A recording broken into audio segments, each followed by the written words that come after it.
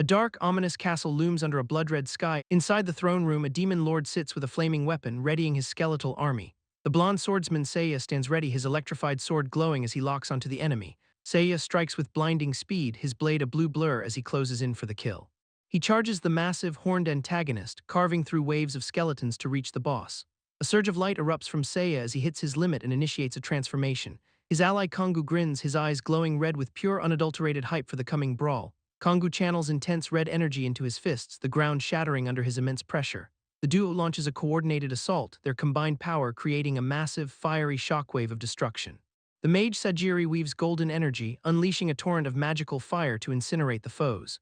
The hooded antagonist stands amidst the inferno, mocking the party for their pathetic, weak-looking attempts. Elements collide as the party hides behind a crystalline ice shield to weather the boss's blast. Sajiri just laughs it off, unimpressed by the boss's inability to even leave a scorch mark. Seiya catches his breath, clearly banged up, as blue potions rain down to patch him up. Taru tosses the heels over, cheering the team on while Seiya thanks him for the save. The group regroups in the ruins, where Sajiri turns to Haruto to see if he is ready. Haruto grips his glowing blue sword, thanking the team before channeling his resolve for the finish. The demon lord recoils in genuine terror as Haruto surges with a blinding, overwhelming new power. Haruto lunges with his blade held high, delivering the final strike with absolute lethal precision. The hero stands mid-strike, his teal blade casting a brilliant final light across the dark chamber. Breaking news hits the wires, the S-rank guild Byakuran has officially taken down the Demon King. The world goes wild, with citizens everywhere celebrating the monumental victory of their S-rank heroes. It's been 200 years of gate hopping, but they finally checked off one of the 7.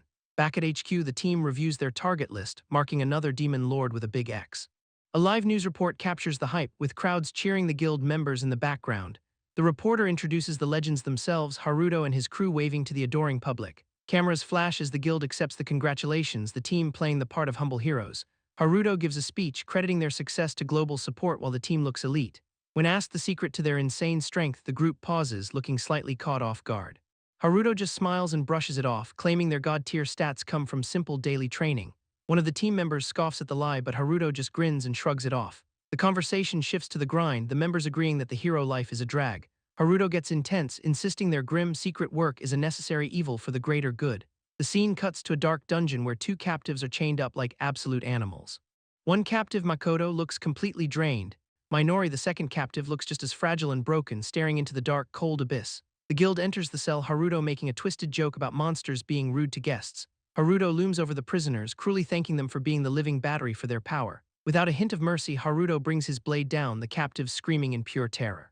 A close-up shows the victim's face splattered with blood. A diagram explains the dark reality. Killing normal living things grants 0 experience for the guild. The system only rewards killing monsters, making standard life useless for their leveling grind. The only loophole is the Undying, allowing the guild to farm them for infinite exp rewards. The captive is restrained, enduring the torture as a glowing mark appears on their skull.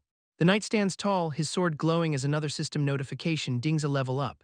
He smiles maniacally at the blade, laughing about how easy it is to farm the Undying.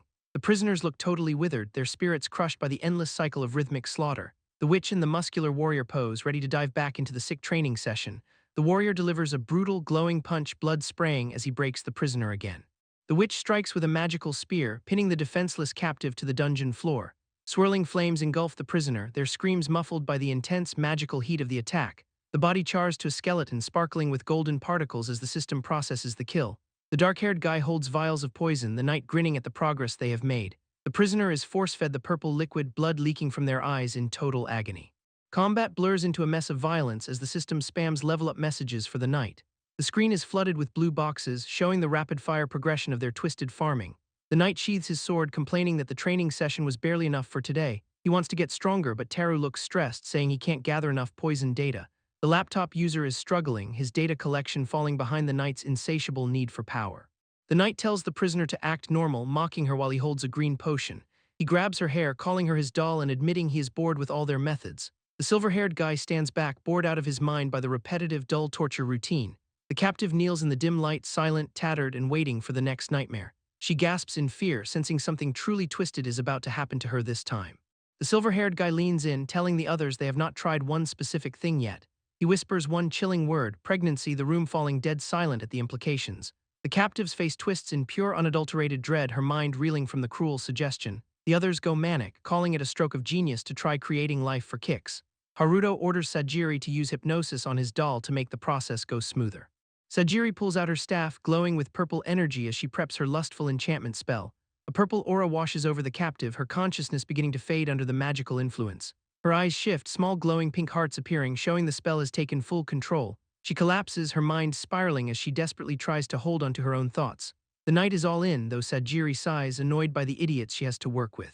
They decide to unseal the male captive just to watch him suffer while they torment his sister. The guy in the cell gasps as the magical seal breaks, his hands shaking in realization. The female captive is trapped between the men in a hazy, red-lit room of horrors. She screams for them to stop, her red eyes filled with the terror of the situation. She scrambles across the floor, her body trembling as she tries to escape the sick game. The dark-haired captive reaches up, his expression one of pure, helpless misery in his enclosure. A holy lance pierces him, shreds his flesh, and leaves him bleeding out on the tiles. The antagonist looms over him, laughing at his hideous face while he writhes in pain. He explains how holy magic bypasses fire defenses, making sure the captive feels every second. The captive spits out a final curse, vowing that monsters like them will eventually fall. A blade slashes his throat, cutting his curse short as blood sprays across the dark room. The antagonist tells him to shut up, commanding him not to talk during the show. He tells the captive to curse his own undying body instead of blaming the people killing him. He walks away, telling Teru to pack up for an overseas media appearance the next day. They stop to feed Chimera-chan, the other guy calling the antagonist a freak for liking it. They head through a vault door, arguing about whether or not the monster is actually cute. They lock the iron door, deciding that's good enough to keep the prisoner contained for now. Inside the vault, the captive lies abandoned and weak, barely able to see through the pain. Minori suddenly appears, driving a glowing blade into his chest while looking down at him silently. He shrieks as the blade goes in, trembling in horror as he realizes what is happening. Minori sobs, uncontrollably driving the same blade into herself, the scene descending into total madness.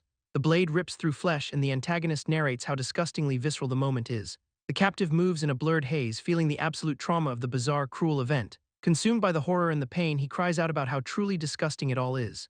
He screams internally, wishing he could erase every cell in his body to forget the nightmare. The woman is bleeding out, her body failing as she begs her brother for release. She's completely broken, whispering a final, desperate plea for him to end her misery. A dark figure looms over her, mocking her pain now that her regeneration is stalled. The holy lance is the only thing that can actually put her down for good. She begs him to cut her arm off, her voice cracking from the sheer exhaustion. Her hands shake as she grips the hilt of the weapon, eyes focused on death. A violent slash rings out, painting the floor in a fresh coat of blood. Even with powers, the pain is real and she cries, apologizing for failing the task. Since they can't die or pass out, this torture is just an endless living nightmare. He tightens his grip on the golden hilt, steeling his heart for one last strike. With tears streaming down, she whispers one final apology before closing her eyes tight. He strikes, commanding her to stab his heart next so he can regenerate right back. The blade pierces his chest, blood spraying everywhere as the weapon finds its mark. It's a brutal hit, the holy blade glowing with intense light as it hits home. Golden light explodes and a red system box pops up to confirm a level up. He stares at the notification, realizing this twisted cycle is actually making them stronger. They lock eyes, the air heavy as they acknowledge the dark road they're on now. She's surrounded by ghosts, realizing their path is not just about survival, it is about pure revenge. Her eyes burn with a lethal intensity, the red text spelling out their grim mission. He stands up, eyes glowing with a dark fire, fully committed to the bloody path. The siblings keep killing each other in this loop, farming levels like it's a glitch. It's a gruesome cycle, the man's face looking totally hollow as the system grinds XP. 2 panels, same result, just constant agonizing deaths to force their stats to skyrocket. The screen is a blur of blood and level up notifications as they break their limits. Multiple boxes stack up, turning this torture into a rapid-fire power leveling session. They stand together now, crackling with dark, red energy as their stats hit new peaks. Back to back in the dark, they've traded their humanity for the power to get revenge. Teru stands in the center, hands folded, looking like a quiet, harmless coward. He's the baggage carrier for the Byakuran Guild, keeping his head down and staying low. But anyone who actually looks into his eyes knows there is something deeply wrong here. A monster lies butchered on the floor, cut with the precision of a master surgeon. 3 years ago, he was already showing his true colors, dissecting monsters with manic glee. A silver-haired guy named Haruto watches, impressed by the kid's twisted work ethic. Haruto pushes him, asking if he wants to move on to better, more interesting specimens. They head deep into the guild, toward a room that basically nobody ever visits. Haruto gathers the guild members, dangling the promise of ultimate glory in front of them. He tells them it's their choice, but the path to power is a one-way ticket. The group listens, skeptical but intrigued by the promise of glory no human has reached. He warns them that the darkness they're walking into is a point of no return. He stares them down, waiting to see who's desperate enough to follow him into hell. The adventurers are all in, nodding along like they're ready for the big payout. Haruto thanks them, leading the crew to a hidden staircase buried under the guild. They head underground, realizing this place was once a prison for the guild's enemies. Tension fills the air as Haruto punches in a code, showing off his secret. The door swings open, revealing the siblings chained up, bloodied and battered for the group. Even his own people are shocked, realizing they've stumbled onto something truly messed up. These prisoners are not exactly human, which makes them the perfect subjects for this scheme. Haruto draws his sword, explaining they're the extinct undying tribe before slicing one open. The wound heals instantly, the flesh twisting and stitching itself back together in seconds. The group is stunned, wondering what this freak show has to do with their glory. The prisoner gets back up, radiating a sinister aura that keeps the adventurers on edge. Haruto pulls out his phone, showing off a level measurement app used for guild entry. He explains that by abusing this specific mechanic, they can bypass the usual level grind. The group loses their minds when they see his level is already sitting at 50. Usually, leveling up is a death trap requiring you to fight monsters head-on, but if you use these captives, the risk drops and the rewards skyrocket. You just keep stabbing and leveling, turning a living person into a literal XP bank. A guy in a green tracksuit walks up, licking his lips at the sight. He's obsessed, telling Haruto that this is the best experiment they've ever pulled off. He pins the captive to the wall, dying to see how the human body breaks. He stabs deep, asking how it feels to have his victim's insides torn to shreds. He's laughing like a maniac as his own level jumps up from the brutal torture. He keeps pushing, wondering if feeding the organs to bugs will keep them alive longer. The other guild members watch, calling them monsters but not exactly stopping the cruelty. They start rationalizing it, telling themselves it's fine since the victims are not technically human. The attacker is high on the power, loving how easy it is to farm levels. He's completely gone, gloating that having victims who just will not die makes things so convenient. Meanwhile, at the airport, things are moving along like a normal business day. The professionals are annoyed by the travel, wondering if Taro is still playing with dolls. The guy in the green tracksuit is sprinting toward a massive high-rise building. He's still cackling to himself, completely detached from reality as he hits the stairs. He busts through the door, yelling for his doll like he's coming home to a pet. Inside, the scene is chaotic, with someone else already stabbing the captive again. The victim screams in pure terror, completely caught off guard by the sudden violence. The attacker pins the victim down, knife raised, while the tracksuit guy watches. He screams for them to stop, terrified that they'll break his precious new toy. The muscular hero looms over the victim, warning him not to ruin their hard work. Both captives look like they've bulked up overnight, their physical stats clearly evolving rapidly. The system notes that killing a higher-level target yields a massive experience boost. They've been farming the captives, and now the stats are showing the result. The siblings are locked in a violent cycle, teaching each other and leveling up fast. Every strike is helping them evolve, their bodies changing under the pressure of the system.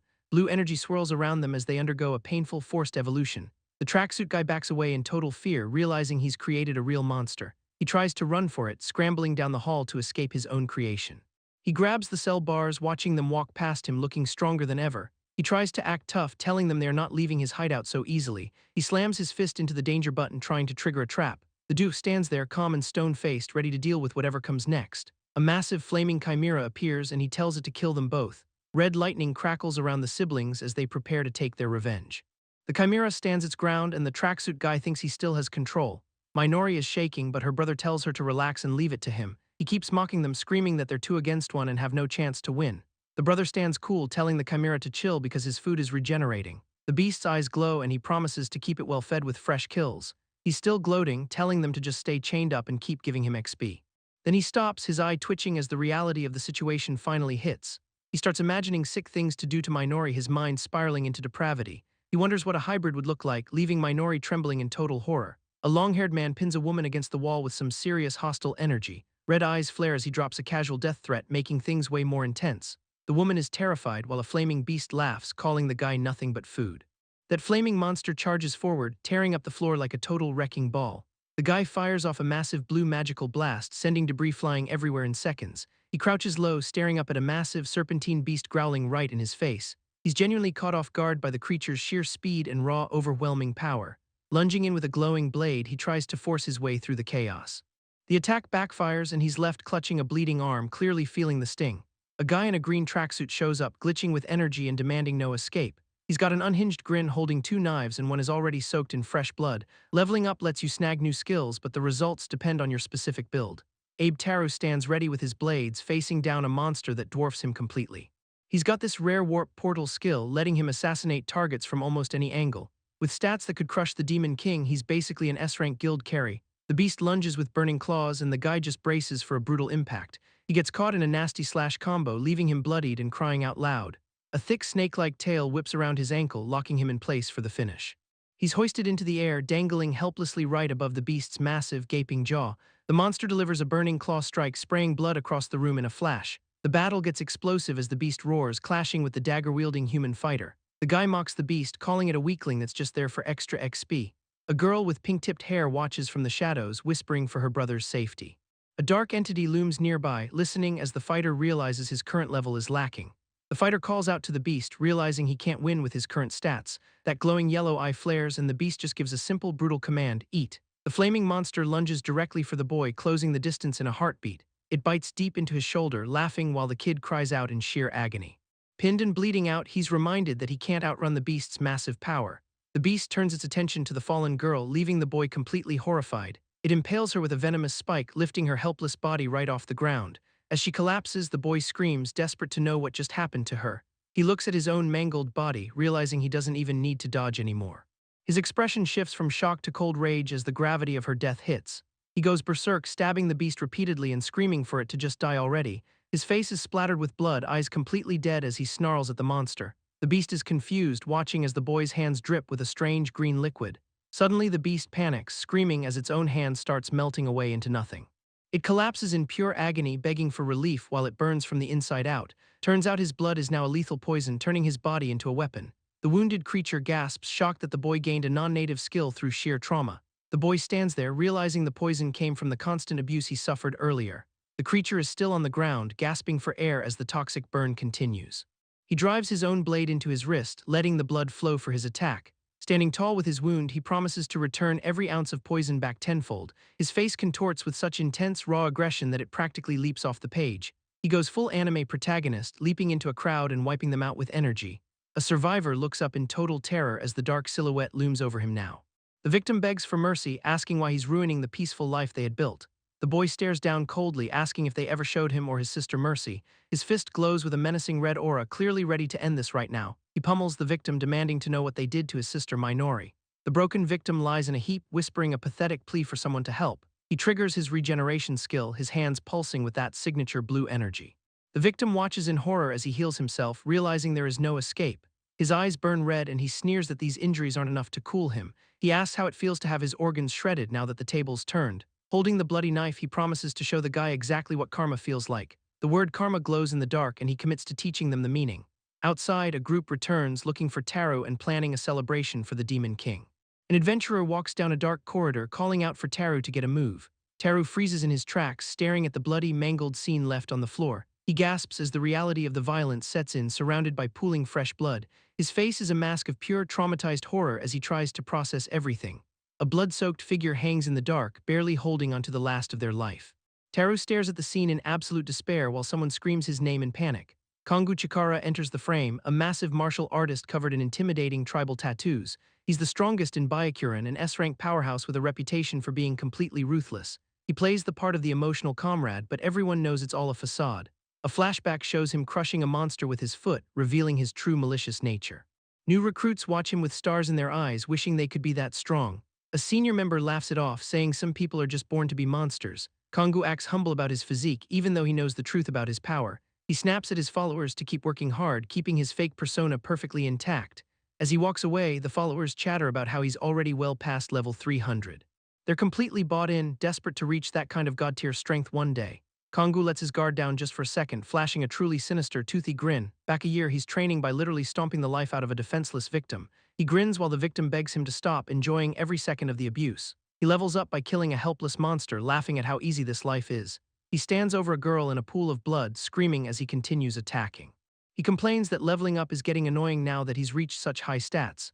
He kicks the body, annoyed that his victim isn't reacting or making any good sounds. He yells at the dazed girl, demanding she show some kind of life or reaction. Dark energy crackles around his fists as he decides to force a scream from her. He lands a heavy, glowing punch to her gut, making her cough up blood instantly. He keeps the assault going with a fiery blow, clearly hyped on the sheer violence. He counts the broken ribs like it's a chore, bragging about hitting the 200. He tells her to scream better, clearly looking for some kind of twisted musical performance. The girl lets out a long, broken, and agonizing scream that echoes through the room. He loves the sound, and now he wants to add more hits just for her sister. Those red eyes scan the shadows, waiting for someone to finally entertain him properly. In the present, a guy runs up to Chikara, yelling that things have gone south. Chikara's face hardens as he realizes Taro and the others are involved in the mess. Boots hit the stairs, signaling that someone has arrived at the scene of the crime. They open the door to find the girl hanging there, leaving everyone in total shock. The guys argue over where the siblings went, panicked that the situation is spiraling out. They worry that if the world finds out what they did, they're going to lose. In a dark room, a guy screams at a body, begging them to stay conscious. He stares at a glowing laptop screen, confused by what he's seeing on the display. A laptop screen glows in the dark, displaying a blue interface packed with folders. A violent video plays, showing a black-haired man stabbing someone suspended in the air. The party watches the clip in horror, with the red-haired guy swearing vengeance. Haruto stands over Taro's hanging body, his sword glowing with a cold, detached light. The three party members stare in absolute shock, one of them trying to speak. Haruto swings his blue blade in a wide, lethal arc, cutting through everything. Taro's body slumps over, leaving the group stunned by Haruto's sudden, brutal execution. The red-haired guy snaps, lunging at Haruto and demanding to know what he's doing. Haruto remains cold, claiming Taro was already dying and this just ends his suffering. The blonde knight sighs, reluctantly agreeing that Taro was beyond any real help. The group rationalizes the kill, acknowledging the severity of the torture Taro endured. The witch confirms that magic would have been useless to heal those kinds of wounds. The red-haired guy collapses, completely broken by the loss of his comrade. He slams a fist into the floor, cracking the stone in a fit of rage. Tears of fury stream down his face as he vows to hunt the killers down. A heavy, awkward silence hangs between Haruto and the blonde guy, Seiya.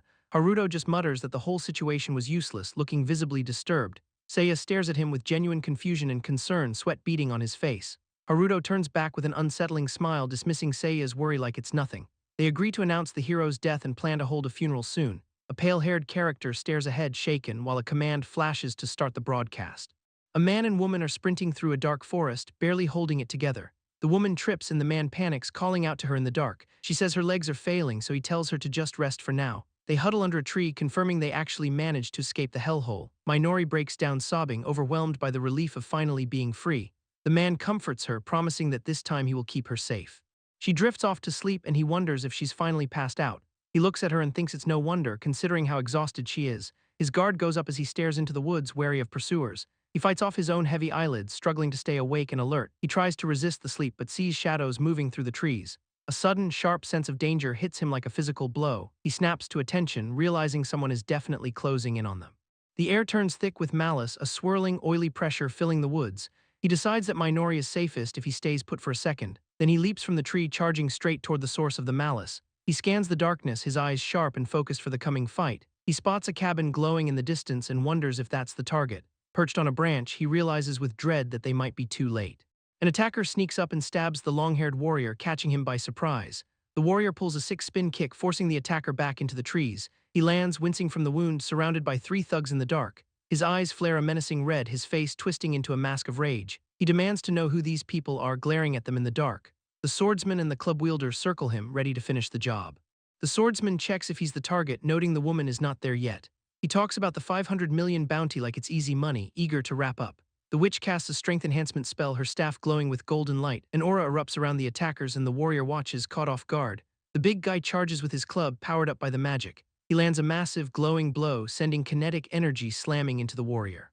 The attacker smirks, gloating that the hit was way too easy. The warrior grabs his head, trembling as an ominous energy ripples through him. The attackers back off in horror, realizing the guy should have been dead. He stands back up perfectly fine, an eerie aura rising around his frame. The screen goes blood red as he asks if they're just mindless subordinates. The swordsman hesitates, unsettled that the guy is not giving them a straight answer. The warrior launches a counterkick, calling them irrelevant to his mission. He connects with the big guy, sending him flying in total shock. He follows up with a brutal, glowing strike that tears right through the defense. A man watches in terror as the witch tries to hold her ground. The warrior stands over the fallen, radiating a terrifying, red-eyed menace. He declares that anyone with malice toward him is an enemy, period. 2 more attackers lunge at him, setting up a desperate, high-speed brawl. A blade cuts into his arm, spraying blood, but he does not even flinch. The attacker looks at him, totally stunned that the guy is still moving. Despite the injury, the warrior maintains his terrifying, lethal speed. He lands a red energy-infused kick that hits like a truck. He follows it up with a crushing blow to an opponent's throat. His eyes glow with a cold, piercing light locked on the final target. The victim staggers back, confused and terrified by the raw power. With the others down, he turns his gaze toward the cowering witch. She's desperate, casting her final defensive technique, Purple Lightning. A magic circle erupts in the air, crackling with intense purple electricity. The warrior looks up, eyes widening as he realizes the sheer scale. The witch screams that no matter his speed, he cannot dodge this thunderstrike. He's caught right in the blast, the energy engulfing his entire silhouette. The witch keeps the pressure on, screaming at him to reveal his identity. A massive discharge of purple lightning fills the air, obliterating everything in sight. The guy walks calmly through a misty blue haze, focused and totally unfazed. The witch stumbles back, completely broken, crying out in pure distress. He stalks toward her, the low angle making him look like an absolute monster. His red eye glows in the dark as he tells her she is not escaping. He walks past the hanging bodies, finding some tactical gear that fits perfectly. He pulls up his hood, dryly remarking that he spared her life already. He walks past Minori, who is lying on the ground, still resting. She wakes up and whispers for her brother, and he apologizes for waking her. He asks where she got her clothes, and she says a kind person gave them. She smiles up at him, looking genuinely happy and content. He smiles back, pulling out some spare clothes for her to wear. He turns his back to give her some privacy, waiting for her to change. They stand together now, Minori looking much better in her new gear. He points the way forward, leading her deeper into the forest. Under the moonlight, they reach a cliff overlooking a massive mountain range. They head toward a waterfall, deciding to rest in the cave behind it. They sit by a small, glowing campfire, finding shelter from the dark. Minori stares at a food ration, excited to finally get something to eat. He watches her eat with a soft smile, happy to share the little they have. He holds a ration bar over the fire, the supply box sitting nearby. The attackers only had basic weapons and rations, leaving them with no useful intel. They need more info, so he decides to make a trip into town. He grabs his hood to stay low and plans to stock up on food. He tells his sister to lay low, and she agrees to play it safe. He navigates the neon-lit city, blending in with the late-night crowd like a ghost. The massive advertisements towering over the street are a total sensory overload for him. The gear he looted sold for way more than he ever expected to get. He fills his cart, making sure they'll be eating like kings for a while. Sitting on a bench with his haul, he starts plotting his next move. Abe was small fry, but the rest of those guys are absolute nightmare fuel. He needs to find their weak points before he can drag them to hell. He stays perched on the bench, keeping his head down among the bags. A blimp overhead ruins his night by broadcasting that Abe Taro is officially dead. The screen calls Abe a wise, beloved hero who was brutally tortured to death. The crowd is losing it, sobbing and cheering for Byakuran while calling for revenge. Then the screen flashes pictures of him and his sister as the killers. Watching from the shadows, he realizes why those guys were acting so weird. An S-rank hunter goes on camera, threatening to hunt them down anywhere they hide. The crowd is eating it up, promising to help track the pair down. The mob turns into a lynch party, screaming for blood while he watches quietly. He stands in the dark, realizing they're doubling down on their lies. On a monitor, a guy in white confirms he's ready to finish the job. He stares at the screen, his eyes crackling with raw, dangerous red energy. A few days later, the Kuryu siblings are still on the run. Inside, the heroes are losing their cool, clearly stressed out by the situation. A red-haired guy shakes a captive, furious that he can't get any useful intel. He figures since they leveled up, maybe they don't even need the info anymore. Seiya is panicking, worried their crimes will get exposed to the public. The guy in white steps in, explaining how they framed the siblings as monsters. A news feed shows their faces with a massive bounty, ensuring no one listens. The red-haired guy isn't satisfied, still fixated on what happened to their friend. He breaks down, sobbing about how they tortured their comrade to death. He swears he's going to catch them and make them suffer in absolute hell. The white-clad leader notes that Taro was just the weakest link in their group. That sets the red-haired guy off, and he lunges forward with a glowing fist. Purple chains slam into the ground, pinning him down before he can swing. The witch tells him the siblings are not a threat, but he refuses to listen. The leader tries to play peacemaker, telling them both to just chill out. The room is covered in bloody kanji for kill, a constant reminder of their goal. He smiles, confident that the siblings will walk right into their trap eventually. He points to the billboard, bragging that the whole world is hunting for them. They've got informants everywhere, so they'll know the second the pair is spotted. The red-haired guy is still shaking, clearly not as calm as he claims. The group tells him to focus, reminding him they still have demon lords to kill. They wrap up the meeting, telling everyone to get some rest for now. Left alone, the red-haired guy just sits there, obsessively muttering about his hatred. The dark, gritty background matches his spiraling mental state.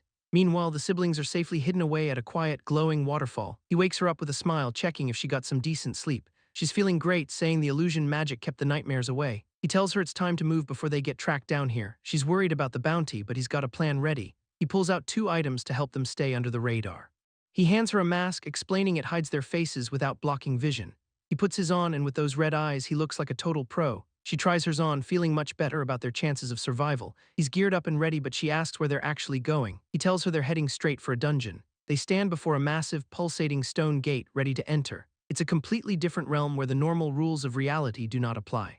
It's a restricted zone, completely off-limits to any normal human. He scouts the area, realizing the complex terrain makes it the perfect hideout. They're aiming for a poisoned swamp dungeon at the top of the mountain. It's a dangerous spot that most hunters avoid, so it's perfect for them. The portal is swirling with unstable, purple energy. They stare at the gate, bracing themselves for what's on the other side. He promises to stick by her side no matter what happens.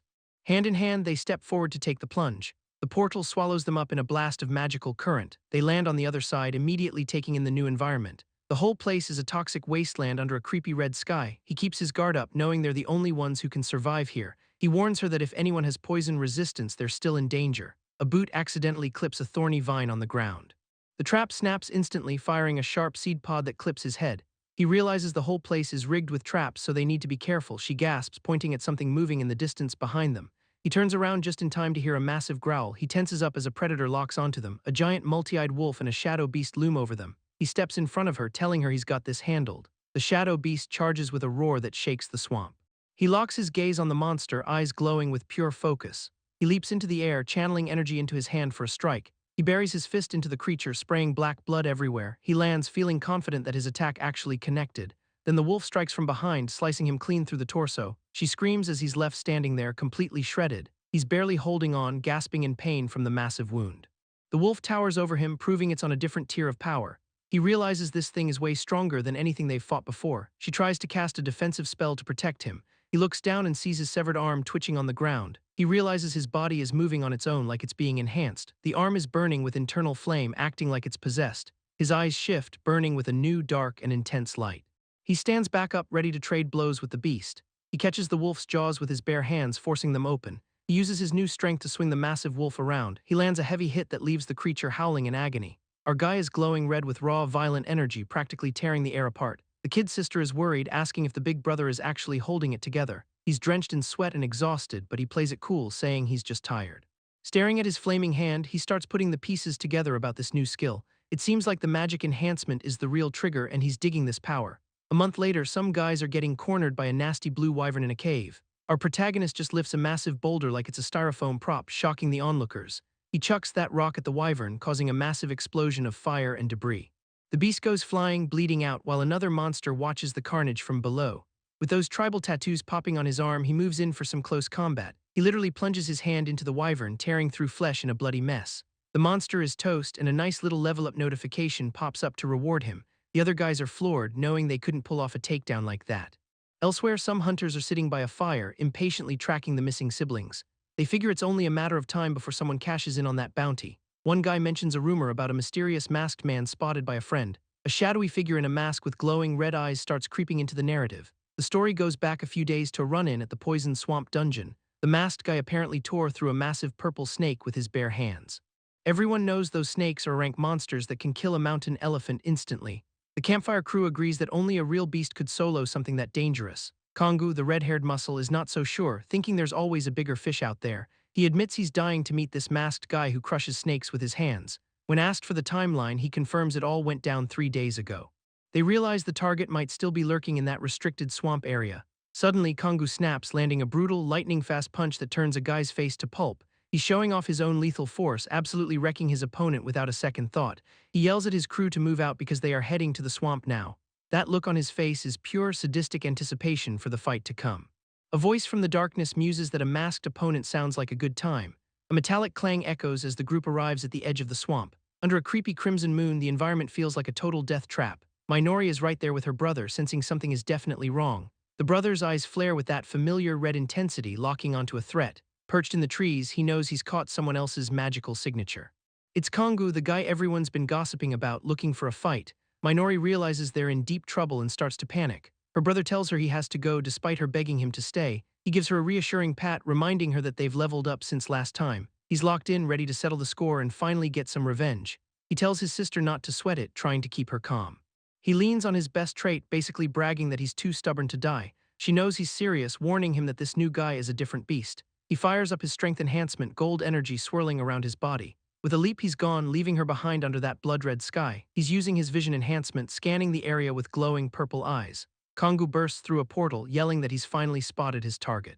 He's hoping the guy is deep enough in the dungeon to trap him there. The masked guy realizes he's been found and he's not happy about it. Spotting a pig monster, the masked guy pulls out a knife, planning something sneaky. He slices his own finger to get some blood for his next trick. He stabs the pig, triggering a burst of pink energy for his illusion skill. The pig gets hypnotized, seeing hallucinations thanks to the absorption of its cells. He commands the confused herd of pigs to charge right at the front. Kongu and his lackeys watch as the stampede rolls in, looking totally bored. The masked guy thinks this is just a quick warm-up before the main event. Kongu screams at his guys to stop shaking and get into the fight. They charge into the madness, hacking away at the wave of pigs. Kongu just stands there, acting like he's bored to tears by the lack of challenge. He kicks a pig aside, sneering, and tells his team to keep pushing forward. One of Kongu's guys is struggling, begging for a break, but Kongu is confused. Kongu snaps at him for being weak, but the guy is clearly not feeling right.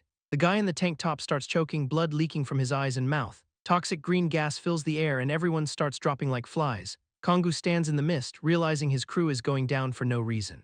He covers his face, finally identifying the smell of poison in the air. He notes that even dead boars should not be gassing the place like this. He's genuinely stumped, wondering what kind of trap he just walked into. The masked guy moves in, closing the distance in the blink of an eye. A strike comes out of nowhere, catching Kongu completely off guard. Kongu recoils, finally getting a look at the mask he's been hunting. The masked figure lunges with a knife, calling him out for the rumors. Kongu catches the wrist mid-strike, blood spraying as they lock into a struggle. He's got a tight grip, but the masked guy is not backing down either. Kongu just grins, loving that he finally found someone worth fighting. He winds up a punch ready to put the masked guy in the dirt. The masked guy braces for the impact, his red eyes burning with focus. Kongu is impressed by the speed and endurance of this mysterious fighter. He admits this guy is actually as strong as the rumors suggested. The masked guy stares back, looking a bit winded but staying ready. Kongu breaks into a manic smile, shouting that he actually likes this guy. The masked figure is confused, wondering what kind of psycho he's dealing with. Kongu rants about how he loves the strong but finds the weak disgusting. Looking at the corpses, he says these guys just did not have what it takes. He holds out his hand, offering the masked guy a spot on his team. He asks the guy if he wants to be his new companion. He promises him wealth, women, and total status if he joins under his banner. He's obsessed, practically demanding the guy take the deal because it is so good. The masked guy stays silent, just narrowing his eyes as he processes the pitch. Kongu steps on a fallen guy, reiterating that he absolutely hates the weak. He complains that these guys were a waste of his time and effort. He kicks the defenseless body, visibly irritated by the whole situation.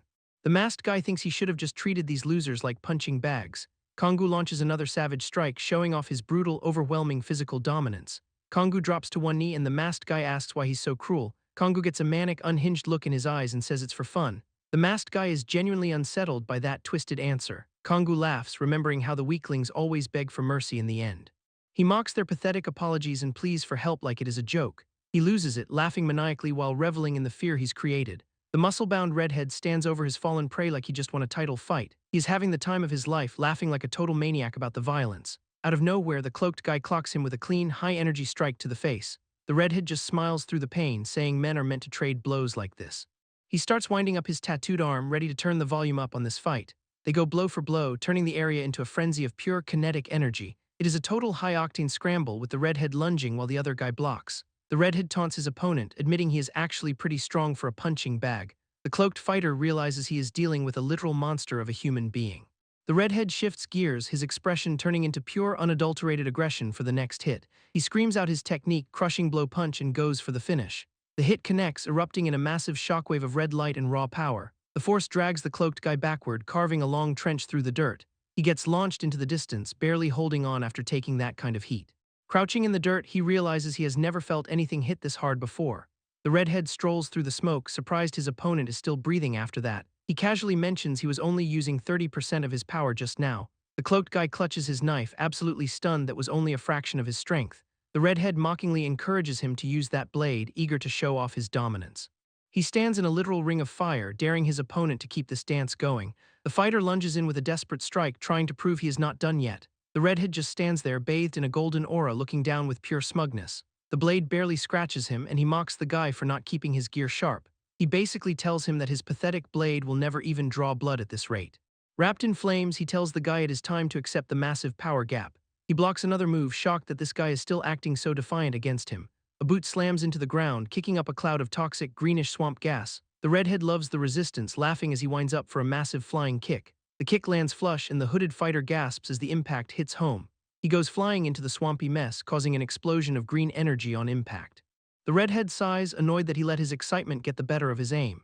He starts walking away, disappointed that the fight ended before his expectations were met. He stops dead in his tracks, feeling a sharp knife bury itself into his shoulder. Panic sets in as he realizes he has been tagged with some kind of nasty poison.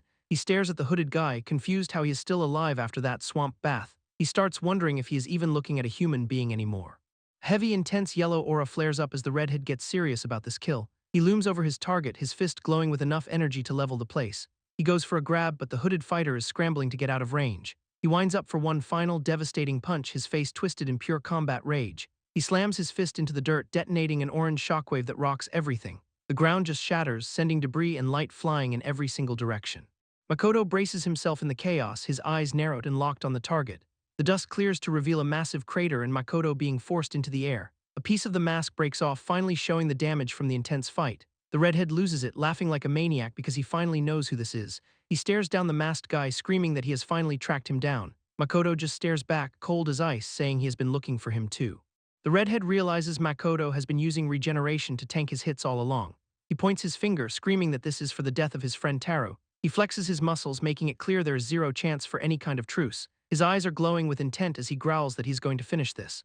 Makoto stands in the green aura, asking if a simple death is really the goal. He whispers back that he is planning on doing way more than just killing him. They square off, the whole battlefield glowing with the intensity of their upcoming clash. The redhead charges in, leaving a trail of orange flames in his wake. He leaps high into the air, screaming out as he descends for a brutal strike. Makoto gasps as his own forearm gets severed, blood spraying everywhere in the process. He stands there clutching the stump, watching a pillar of red energy rise up behind him. The redhead finishes the kick, surrounded by golden light and a wall of smoke. He jumps down for another hit, but Makoto manages to dodge it just in time.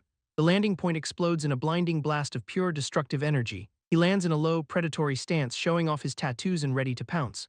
The redhead tracks his opponent's movement as Makoto weaves through the flying dust. Makoto suddenly closes the gap and smacks the redhead right in the face. The guy just smirks, completely unfazed by the hit, and asks if that is all he has. He clenches his fist, ready to teach his opponent how a real punch feels. He delivers a flaming strike, his eyes locked on the target with lethal precision. The hit connects with a massive shockwave, sending blood flying from the impact. Makoto collapses, broken and bloody, as the redhead stands over him gloating. The redhead pauses, looking down with a confused expression as something feels off. He stares at the guy, completely unsettled by what he is seeing right now. Makoto is trembling on the ground, and the redhead mocks him for shaking in fear. He erupts into manic laughter, pointing at his broken opponent and jeering at him. He looms over him, saying that the trauma of the past is literally etched into his body. Makoto tries to drag himself away, leaving a trail of blood across the floor. A dark psychological shadow manifests behind Makoto, representing the trauma he is feeling. The redhead walks slowly, taunting him about the old days and the torture they endured. Makoto wheezes, gasping for air as he desperately crawls away from the monster. Just as the redhead smirks, Makoto lunges from above in one last-ditch effort. Makoto's eyes glow red with crackling energy, focusing everything on this one desperate move. In the burning ruins, he tries to reach out with a spectral, fiery hand. The redhead takes a hit, bleeding but raging as he screams for the guy to move. Makoto stops, realizing he might have just walked into some kind of twisted trap. The redhead looms over him, mocking him for thinking that move would actually work. He lands a massive kick, causing an explosion of light that sends Makoto flying. The impact is brutal, and Makoto cries out as he gets launched backward. The redhead stands over him, demanding to know how he got so strong so fast. Makoto is pinned to the ground, gasping for air while the redhead presses his foot down. The guy threatens to keep beating him until he finally gets an answer. He poses, realizing if the guy is here, his sister must be close by too. A close-up shows Makoto's eye filled with a mix of pure horror and blind rage. The redhead leers, saying he's going to go after the sister once he is done. He looks at the fallen woman nearby, excited to see if she is as much fun. Makoto's face is shadowed, his eyes glowing malevolently as he begins to lose control. The redhead stands in a swirling red aura, pumped up for another round of combat. He towers over the youth, who is lying in a pool of his own blood. He looks annoyed, muttering that he needs to bind the guy before he heals up again. He stares down at the bloody mess, surveying the carnage he just created. He suddenly looks back in alarm as Makoto floats up, engulfed in a dark, surging aura. Makoto stands in a desolate red wasteland, his dark energy flaring against his opponent's shadow. The red-haired fighter taunts him, noting the regeneration is even faster than it was before. The air distorts around them as Makoto's dark aura spikes, pushing the tension to the edge. The redhead watches in surprise as Makoto drops into a defensive crouch, ready for anything. They collide with an explosive force, their fists locking in a blinding, light-filled flash. Makoto braces for the recoil while the redhead sneers, commenting on his sudden increase in speed. The redhead swings a massive, glowing punch, boasting that raw power makes defense totally meaningless. He follows up with a flaming blow, mocking Makoto for failing to keep his regeneration up. They trade quick strikes, but Makoto is already calculating how long that weak guard will hold. Makoto lunges with a sweeping dark slash, catching the fighter off guard with a painful hit. The momentum shifts, leaving the fighter kneeling on the ground, his arm severed and bleeding out. The redhead mocks the incompetence of just spamming regeneration, but his confidence is clearly starting to crack. Makoto flashes a sinister, hidden smirk that catches the fighter completely off guard. The fighter demands to know why he is grinning, and Makoto just hits him with a retort. He calls the guy a brainless idiot, leaving his opponent stumbling and genuinely confused. Makoto capitalizes on the shock, leaving the fighter to stare at his own severed limbs scattered. With his eyes glowing crimson, Makoto lets out a feral, commanding shout to move in.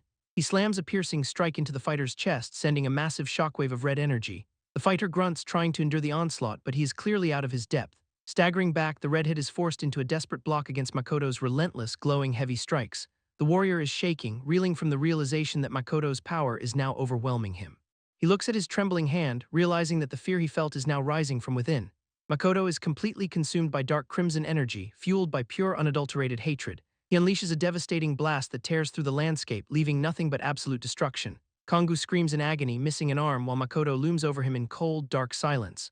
Makoto keeps the pressure on, calmly challenging a broken Kongu to a pure contest of strength. Kongu's face twists into a mask of feral rage, his eyes glowing as he tries to brace. He screams in defiance, vowing to turn Makoto into a punching bag with his remaining power. Lunging forward with a massive golden red fist, Kongu promises to smash him into total oblivion. Makoto remains stoic and cold, issuing one single, chilling command for the energy to gather. Dark tendrils surge forward, violently crushing Kongu's glowing aura into nothingness. The sheer pressure is too much, and the sound of snapping bones echoes through the air. Makoto delivers a brutal, energy-infused punch that completely obliterates the space in front of him. The blow connects with devastating force, leaving Kongu screaming as he is consumed by dark light. As the explosion fades, Makoto looms over the ruins, asking how it feels to finally lose. Kongu kneels in the wreckage, gasping about the pain and fear he just experienced firsthand. Makoto stares down at him, promising to engrave that feeling of total defeat deep inside. A week later, the scene shifts to a peaceful modern city skyline under bright blue skies. Two men walk through a sterile corridor discussing the upcoming battle against the Demon King. One guy is super enthusiastic about working for Taro, while the other stays perfectly calm. Kira stands in the shadows, momentarily confused about who this Taro character even is. The blonde guy in armor just sighs at the lack of focus. Kira recovers quickly, playing it off like he totally knew who he was talking about. He laughs it off, claiming he was just pulling a prank. The blonde guy is visibly unsettled, telling him not to joke about stuff like that. Kira changes the subject, asking where Chikara went, and learns he is hunting those siblings. Kira smiles, calling the siblings good punching bags, which gets a reluctant nod of agreement. He reassures Seiya that Chikara will definitely bring them back, and Seiya tries to agree. Seiya is clearly uneasy, promising to train the siblings to death once they finally return. Someone in dress pants sprints down the hallway, clearly in a major hurry. A suit-clad guy rushes up, completely flustered, to report some urgent bad news. He is shaking, struggling to explain that a package just arrived and it is bad. Seiya gasps in sudden, sharp pain as if he has been physically struck. A witch with a large hat strolls in, annoyed, asking what is going on here. She points to the box, and the mood in the room immediately turns icy. Seiya stares at the box, his eyes going wide with pure shock. Inside the package is a severed arm with a tattoo confirming it belongs to Chikara. The group stands frozen, watching as dark magical energy leaks from the open box. The witch starts chanting, surrounding the box with purple seals to analyze the contents. She confirms the limb is real, and Seiya loses it, punching the table in frustration. The witch looks thoughtful, wondering who could have possibly taken down someone like Chikara. The guy in blue notes that sending the limbs back is a clear act of vengeance. Kira realizes that since Chikara was hunting the siblings, they have to be the culprits. The blonde guy is in denial, refusing to believe the siblings could beat a powerhouse. They argue that even if Taro was weak, Chikara was supposed to be a top-tier hunter. The reality hits. The siblings have clearly gotten way stronger than anyone anticipated. Seiya is still panicking, insisting it is impossible to level up that fast. Kira asks how they got so strong in the first place, pointing to their own methods. They reflect on how they constantly killed each other over and over to grind levels. The witch explains that killing high-level enemies grants huge experience, making the power jump possible. They realize the siblings must have been farming each other to reach this level of strength. The guy in blue stares at the severed arm, realizing they are now the hunted. Everyone looks completely horrified by the implications of what they are facing. The witch tries to get everyone to calm down and regain their composure. Seiya is clutching his head, sweating, trying to figure out their next move. The witch casts a stabilization spell on Seiya to help him stop panicking. Seiya heads for the door, thankful for the help while trying to clear his head. The guy in blue asks the witch for some space to think things over. He watches her walk away, left alone to process the mess they are in. He paces away, his mind clearly racing with the threat of the siblings. The guy in blue holds the severed arm with utter disdain, unimpressed by the intimidation attempt. He kicks the limb away, thinking the siblings are delusional if they think this works. He tosses the limb in the trash, but he is still unsettled by Chikara's defeat. He spots an eyeball on the floor and raises his boot to finish it off. He crushes the eye, triggering a violent burst of red energy, swearing at the siblings. Dark red electricity crackles through the room as the magical trap is finally triggered. A cloaked figure senses the destruction from afar, realizing their little tracking eye was crushed. They stand on a rooftop, worried about Minori and deciding it is time to head back. The figure reflects on how they needed an excuse to shop for better food supplies. They check their clothes, hoping the shape memory magic they added will keep them in good shape. They pack a stuffed animal for Minori, making sure to bring a souvenir home. Under the full moon, the figure leaps across the skyline, moving with ease. Some thugs in an alley spot them, wondering if they are looking at another hunter. The figure keeps leaping between buildings, spotting a chase happening down below. A woman in a black hood is sprinting through the dark, trying to escape. The figure watches from above, noting that this area is under the enemy's control. They decide it is not worth getting involved, but the woman gets cornered below. The woman stands her ground, cornered in a hallway while the thugs close in. As the thugs pull out a knife, the cloaked figure drops down from the shadows. Revealed, the figure looms over the thugs, stating they simply cannot ignore bullies like these. The masked guy is totally blindsided by a sudden, heavy-hitting counterattack from the shadows. One punch sends him flying, his face getting absolutely wrecked by the sheer kinetic force. He gets finished off with a brutal kick while his buddy watches, completely paralyzed. The cloaked figure looms over the unconscious guy and gestures toward a seal on the wall. Our mysterious rescuer, a dark-haired girl, looks off to the side with some serious anticipation. The masked fighter from earlier is staring at her, looking completely rattled by her presence. Deep in the moonlit woods, she stands on a branch, waiting for her big brother's return. She spots a familiar face through the trees and calls out to him in relief. The guy drops in with a blue aura, but he looks confused by her sudden cheer. He brushes past her, and she can tell right away that something is seriously off. She freezes up when she notices what he is actually carrying on his back. He's startled by her reaction, clutching the heavy bundle like it's a ticking time bomb. He calls her Minori and tells her to look closely at the person he brought along. Minori stares at the bundle, her shock hitting a breaking point as the truth settles in. She points at the person in disbelief, realizing it is literally a clone of herself. Meet the cast of the Byakuran Guild, featuring the self-proclaimed hero Ishiki Seiya. Seiya is the S-rank golden boy with the strongest sword skills in the entire organization. He plays the part of the charming hero perfectly, surrounded by a crowd of admirers. He's the group's mood maker, but there's a side to him nobody else really knows. Behind closed doors, Seiya is a total hedonist, spending his nights at wild pool parties.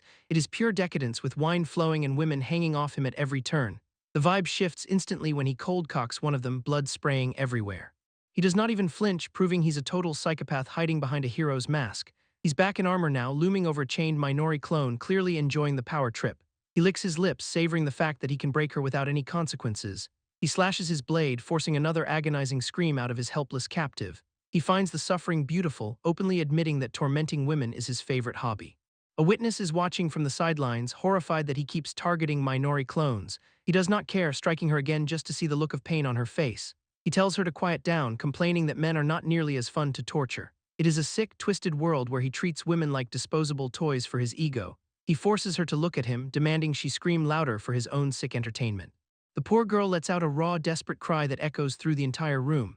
Meanwhile, another blonde guy is whistling, wandering through a sterile, high-tech facility. He spots Seiya and some other guy lurking near a restricted area marked as dangerous. That room is strictly off-limits to everyone except Haruto, making this a huge red flag. He watches from the shadows as the pair slips inside, curiosity getting the better of him. He catches Seiya red-handed and calls him out for snooping where he does not belong. Seiya just laughs it off, claiming he was just curious about what they were hiding. Seiya casually offers to show him the goods since he's planning to trash them anyway. The three of them stand at the threshold, with a newcomer looking on in total horror. Inside, they walk past rows of green tanks, and the newcomer is clearly losing his mind. It's an entire factory of Minori clones, all floating in tanks like lab experiments. The guy is stunned, but the others confirm it's just mass-produced fodder for leveling up. They're using Seiya's power and some tech to farm experience points more efficiently. It's a joint project between Byakuran and Taro, but things clearly did not go to plan. The observer is shaking, staring at the pods in pure, unadulterated fear. The clones have broken regeneration and do not even drop XP, making them totally useless. They're just failed experiments, so the plan is to clean house and dump the bodies. The newcomer asks if they're really tossing them, and the guy says they're already trash. He says he'll use them one last time before discarding them since they are not the real deal. The newcomer sees an opening here, his expression shifting from horror to something predatory. He turns around with a manic grin and demands they hand over the defective clones. They're confused why he'd want trash, noting the clones have no soul or emotion. They're just programmed dolls, but that seems to be exactly what he's looking for. His eyes widen and he smiles like he's just found the ultimate prize. He tells Taro that he just does not get it, clearly operating on a different wavelength. He touches the glass, obsessed with the idea of having a version of her to control. His thoughts are a laundry list of dark impulses, from loving her to tearing her down. He's completely lost in the fantasy, ready to claim ownership over every single clone. He looks straight at us with a crazed grin, claiming them all as his personal property. He calls his obsession a dependence, justifying his need to dominate these dolls.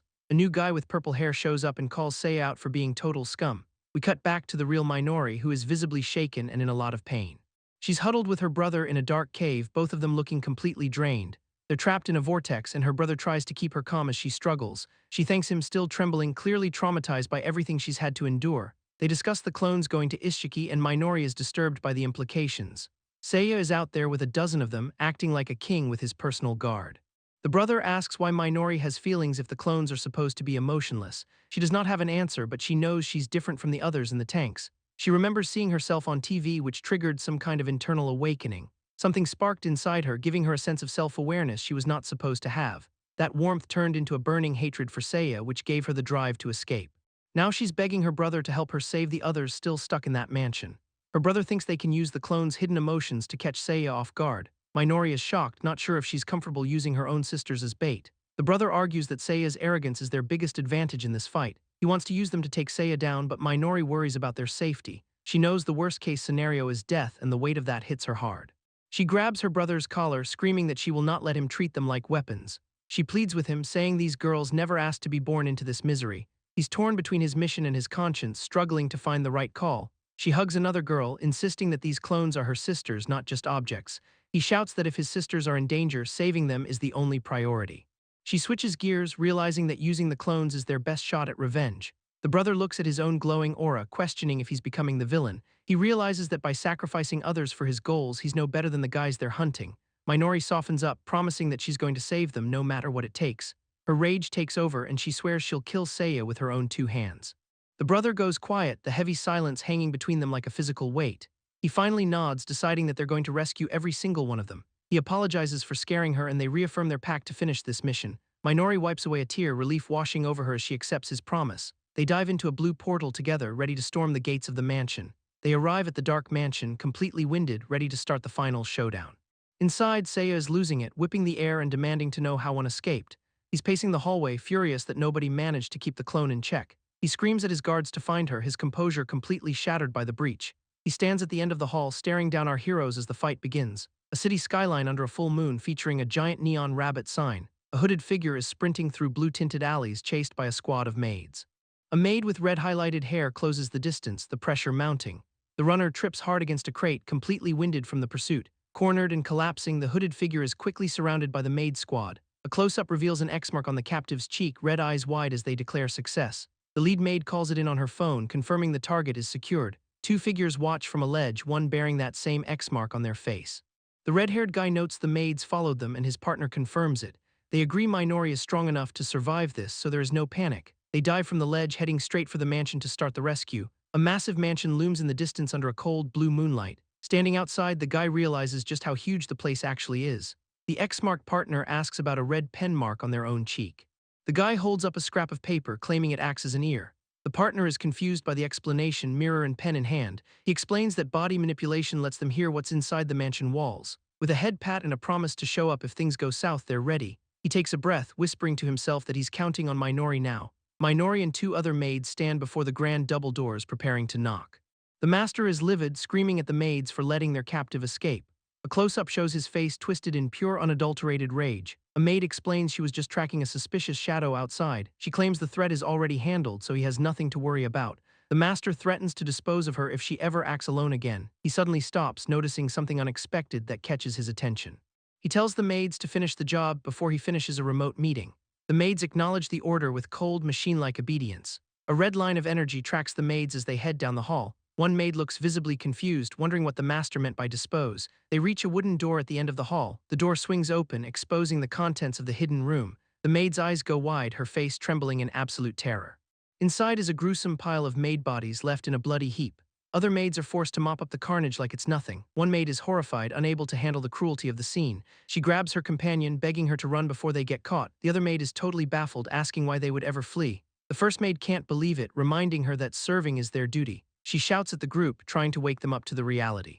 The other maids just stare blankly, saying disposing of bodies is their only job. The horrified maid cries out, begging them to realize this is wrong. A broom sweeps blood across the floor, highlighting the grim, repetitive cycle. They stare into space, having no concept of what happiness even means. Another maid shuts the conversation down, insisting they are just slaves. She claims they don't need a will or any self-awareness at all. The maids recite their purpose, claiming they exist only to be used. One maid shows a flicker of doubt, questioning their hollow existence. They remain trapped, surrounded by the mess of their own peers. The mansion stands silent and imposing, a monument to their endless suffering. The brother bangs his fist against a tree in frustration. A maiden looks at him with intense, sudden conviction in her eyes. She realizes something, her expression shifting from doubt to defiance. They argue over whether their current life is actually wrong. She shouts that she knows herself better than anyone else ever could. The 2 maids embrace, straining against each other in a desperate struggle. They share a vulnerable moment, acknowledging how painful this life really is. One tries to pull away, but the other refuses to let go. She insists that claiming they have no will is just a lie. The tension breaks as they accept the hidden truth of their own selves. The maids hold hands, promising they will definitely save each other now. A maid with a Roman numeral tattoo wonders if she truly understands. The armored man kicks the door down, entering the room like a boss. He glares at the kneeling maid, demanding to know who gave her permission. The maids bow, apologizing for their supposed insolence. He swings his arm, striking a maid with incredible, brutal speed. He calls them defective goods, clearly planning to scrap the whole lot. A glowing punch slams into a maid's face, creating a shockwave. He strikes her with his blade while she tries to brace for impact. Bleeding from the mouth, the maid looks up with pure red-eyed fury. The man readies his glowing sword, fully focused on the kill. Another maid steps in, pleading for him to wait a second. He swings his blade at her, furious that she dared command him. He complains that all these maids keep acting out on their own. The maid stares back with lethal intent, thinking it is time to die. He swings again, but a maid leaps in to shield the blow. The man freezes, his anger replaced by genuine shock at the move. He stares at his bloodied sword, confused why a clone would sacrifice itself. The wounded clone collapses into her partner's arms, leaving him stunned. He looks at the blood, haunted by the realization of what he just saw. The knight skewers a maid, the blade piercing clean through her chest. He stops mid-strike, his expression twisting into sudden, confused disbelief. The maid gasps as blood sprays, reeling from the direct hit.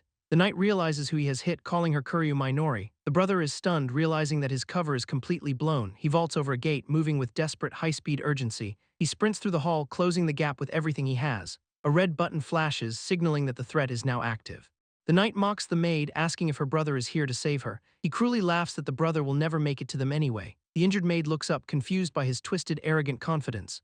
The brother faces down a wall of combat-trained maid clones. The knight sneers, noting how they all look like the sister. He fights through the crowd, parrying strikes with expert precision. He maneuvers through the air, dodging lethal attacks from every angle. He deflects a heavy halberd blow, struggling to keep his momentum. Two clones coordinate a pincer attack to pin him down. The cloaked maid kicks the other back, forcing a tactical retreat. One maid asks what is happening and is told he is the original's brother. They decide orders come first and prepare to execute him regardless of relation. The maids surround the cloaked figure while a voice from above declares them enemies. A mysterious character with a facial tattoo and red eyes vows to eliminate them. The cloaked girl gasps in shock as the orange-lit room turns hostile. A dark-haired boy with red highlights taps her shoulder and she recognizes him. He smiles, eyes glowing with a calm energy, and tells her it is okay. He wields a glowing red device, surrounded by a sudden surge of power. Pulsating with a red aura, he steps up to face the group of maids. He masks up, telling her to leave the rest to her big brother. A blonde knight strikes the girl with a blue sword and demands silence. The knight looms over his kneeling victim, laughing with twisted delight. He grabs her hair, forcing her to struggle for every breath. The knight pulls her head back, clearly enjoying the power dynamic. He closes his eyes and laughs, savoring the cruelty of the moment. His expression turns psychotic as he drools, obsessed with the real thing.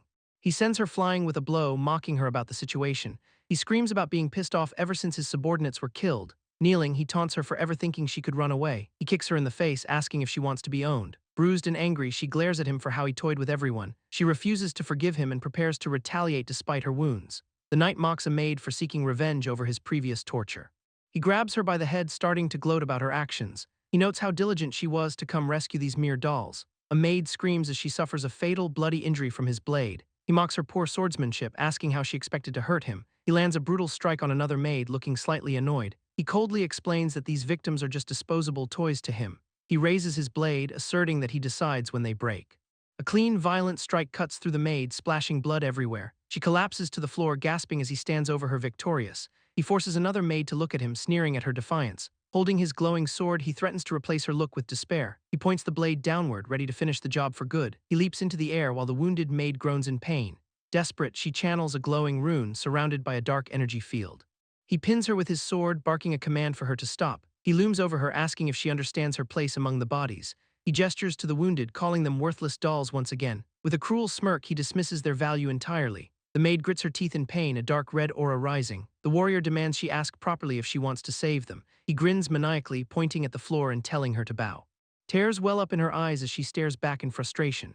He mocks her hesitation, asking if she really wants to save them. He presses his blade against her, screaming for her to bow down. He threatens her again as his blue blade glows with menace. He strikes near her eyes, forcing her to watch the others suffer. She bows her head in total defeat, begging him to stop. The warrior mocks her plea, asking if that is all she has. She pleads for him to stop bullying the others once and for all. He laughs, calling them his toys and wondering what to do next. He offers to reconsider if she takes their place instead. She bows her head to the floor before the tip of his blade. He uses his boot to force her face up, ordering her to lick. She stammers in terror, but he cuts her off, denying her any refusal. He forces the blade onto her, mocking her in front of everyone. A caption notes that she only has two responses, yes or understood. Traumatized and broken, she whispers a quiet yes. The warrior erupts into manic laughter, pressing the blade closer. He continues to mock her as she is forced to comply. He strikes the maid with his energy blade, causing her to cry out. Blood sprays as a tooth is severed from her mouth by the impact. She clutches her mouth, reeling from the pain of the strike. A single, bloodied tooth lies on the checkered floor. The warrior reaches down to pick it up. He inspects the tooth with a twisted, gleeful look. She watches in absolute terror, trembling as she covers her mouth.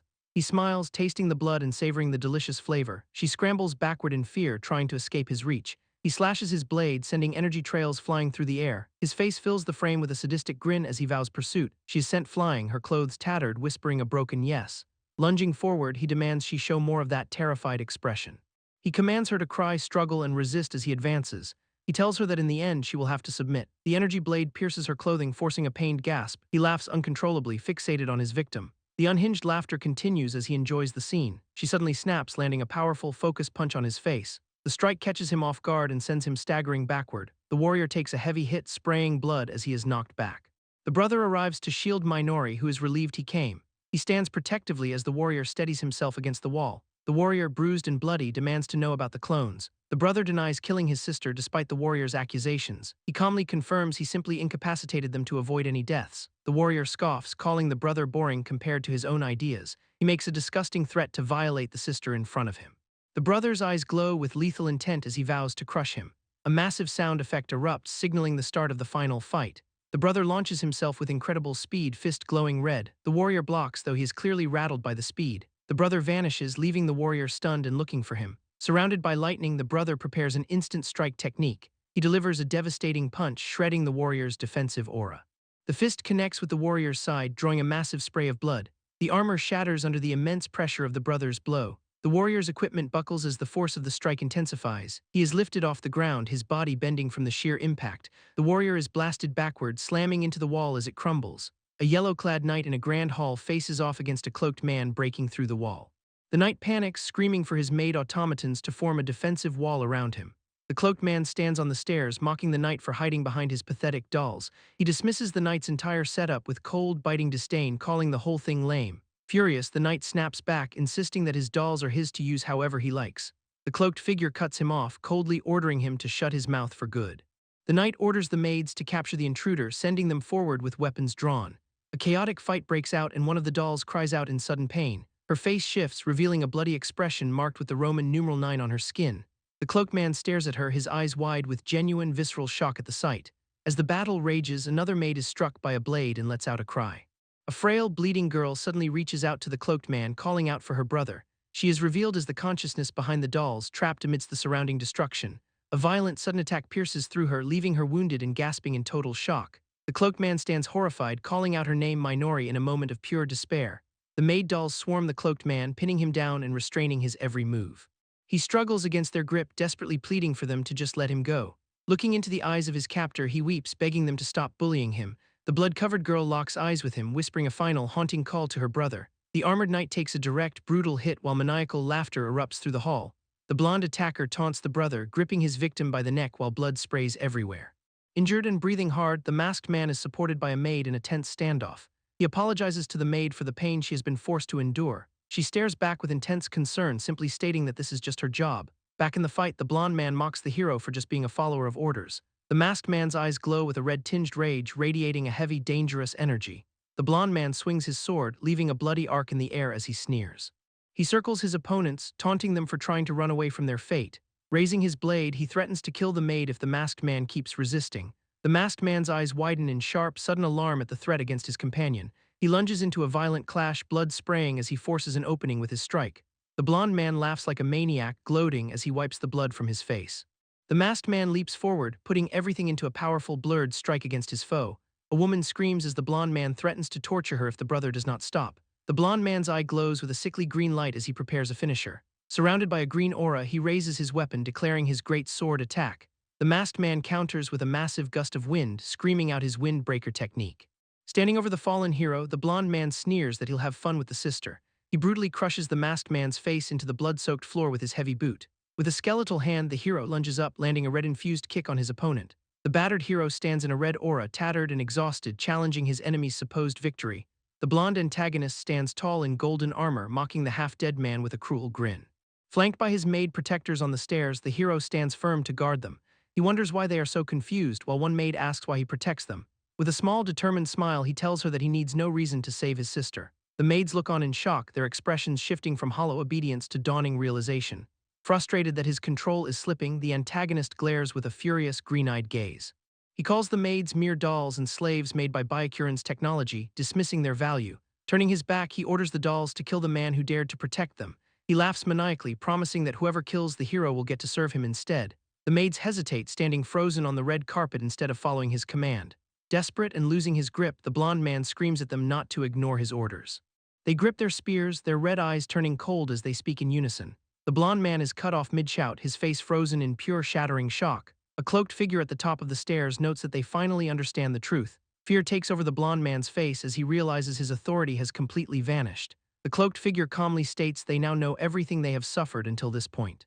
The hero watches with a piercing gaze, realizing why this person protected them all along. The maids move into tactical formation, weapons leveled at the man who once controlled them. The blonde man cowers in pathetic fear, raising his hands as the maids surround him. Battered and bloodied, the blonde man stands before the maids as a dark warning appears.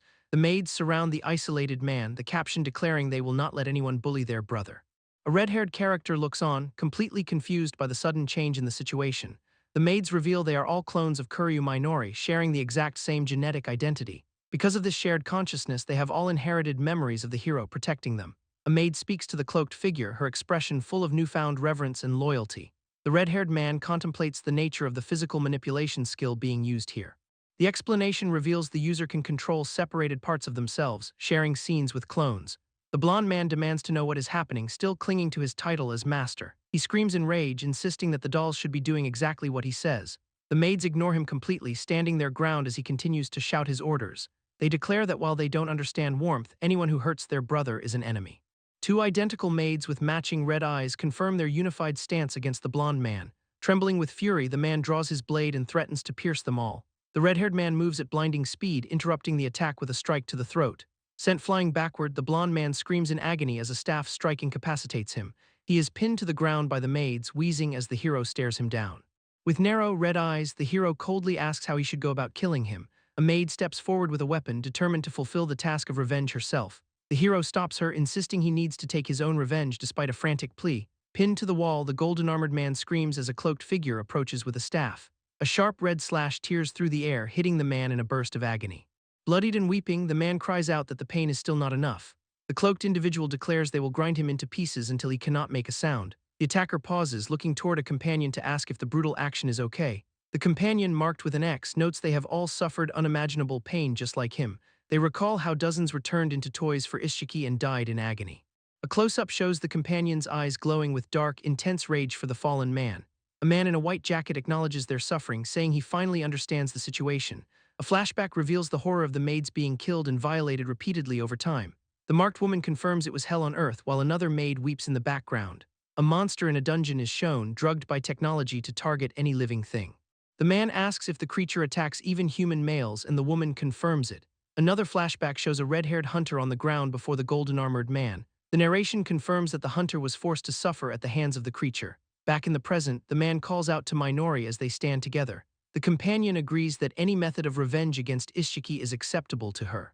She walks forward with purpose, ordering the others to show her the way to the end. Chained in a dark cell, the golden-armored man screams in desperation for them to let go. The group stands together, gazing into the distance with grim, resolve-filled expressions on their faces. Things are kicking off with some serious tech-monitored lab work behind those metal bars. A blonde guy is totally losing it as a horned beast gets unleashed on him. He is absolutely panicking, screaming that he does not want any part of this nightmare. The monster is a result of some Emperoque magic transformation, and it is closing in fast. Someone watching the monitors realizes exactly what kind of freakish experiment they are dealing with here.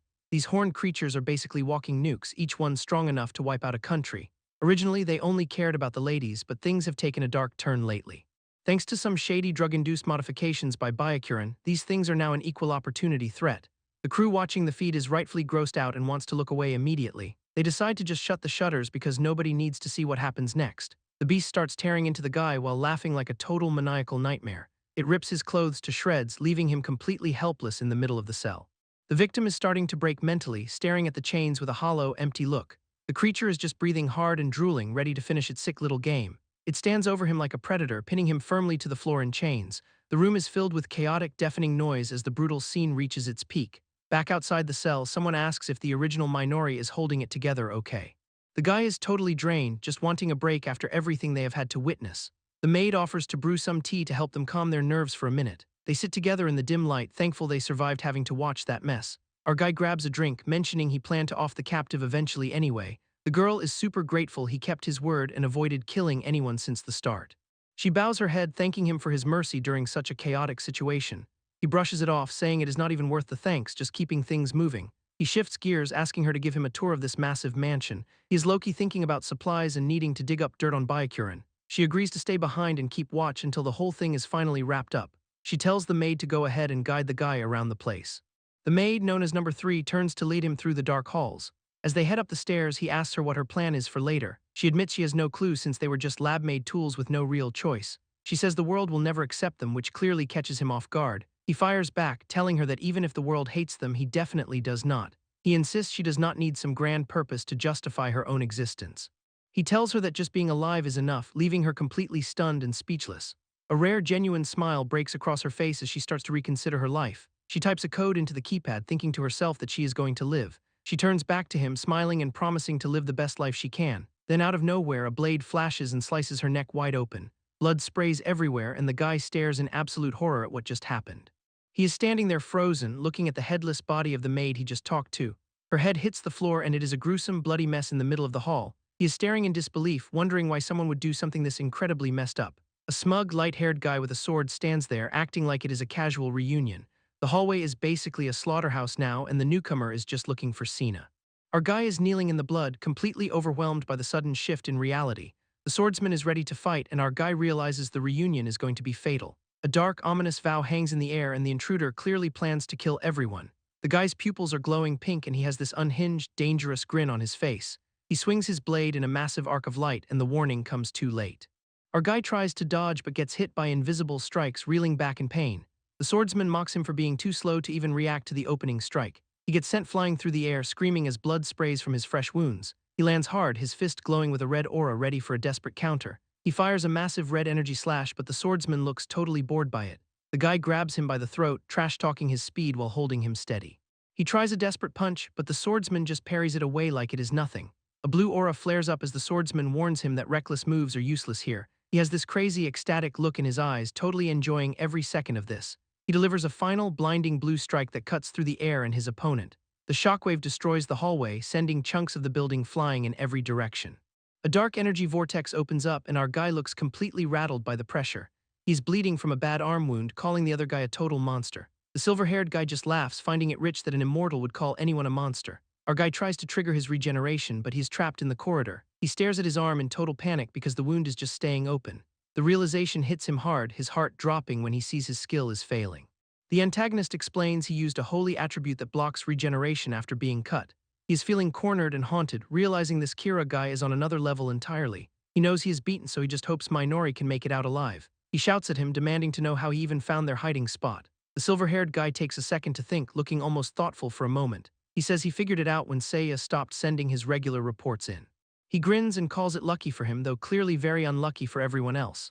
Our guy demands an answer to his earlier question about what he said before. The guy leans in close with a creepy dark smirk, looking like pure trouble. When he mentions his sister is in the mansion, our guy finally loses his cool. They are standing over the bodies, and the gravity of the situation fully sinks in. The antagonist walks past him, acting like he has zero interest in avenging his squad. He actually beams with a sinister smile, saying he is glad the guy killed them. He spreads his arms, bragging that the deaths just helped them level up even more. He is totally unhinged, thinking that killing our guy will be an even bigger boost. The protagonist is slumped on the floor, whispering that the guy is completely insane. The antagonist just shrugs it off, standing amidst the carnage like it is a playground. He starts moving with insane speed, leaving blue energy trails all over the hall.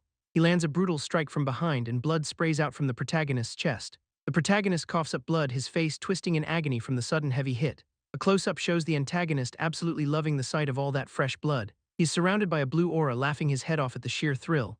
He is totally lost in the rush, calling this level of power the absolute best. They square off again, the protagonist battered but still trying to hold his ground. He stares him down with red eyes, screaming that he's going to kill him. The antagonist just mocks him, telling him there is absolutely no way that happens. He unleashes a massive blue energy dome, shouting the name of his technique, Holy Domain. The protagonist is forced back by the overwhelming pressure, struggling to even breathe. He gets hit by invisible forces again, and the antagonist laughs at how weak he is. He stands there radiating power, letting the guy know he cannot even touch him. The protagonist is bleeding out, realizing his regeneration is failing to keep up with this. He starts thinking about absolute power, desperate for a way to turn the tables. The antagonist looms over him, sword ready, saying the sister is next on his list. Cornered, our guy gets an ultimatum: come quietly or the sister gets it. The pale-haired antagonist is not kidding. Resist, and he takes both of them. Desperate, our boy begs for the truth. The villain just toys with him. You can see the pure terror on his face. He is totally out of options. He hits the floor begging. It's total surrender just to keep her safe. He's pleading for his life. Just take me and leave her out of this. He's practically groveling, begging for his sister Minori to be spared. The villain just laughs at him, mocking his lack of any real dignity. He pretends to agree, acting like he's doing the guy a big favor. Then the vibe shifts. Our guy catches on that something is really wrong. The villain gets right in his face, looking absolutely unhinged and malicious. With a dark aura, he drops the act. Yeah, he's killing her too. Our guy snaps. He lunges at him, screaming in absolute, unfiltered rage. But the villain just effortlessly dodges, dancing around the guy like he is nothing. The guy lands, surrounded by these creepy maid figures amidst the chaos.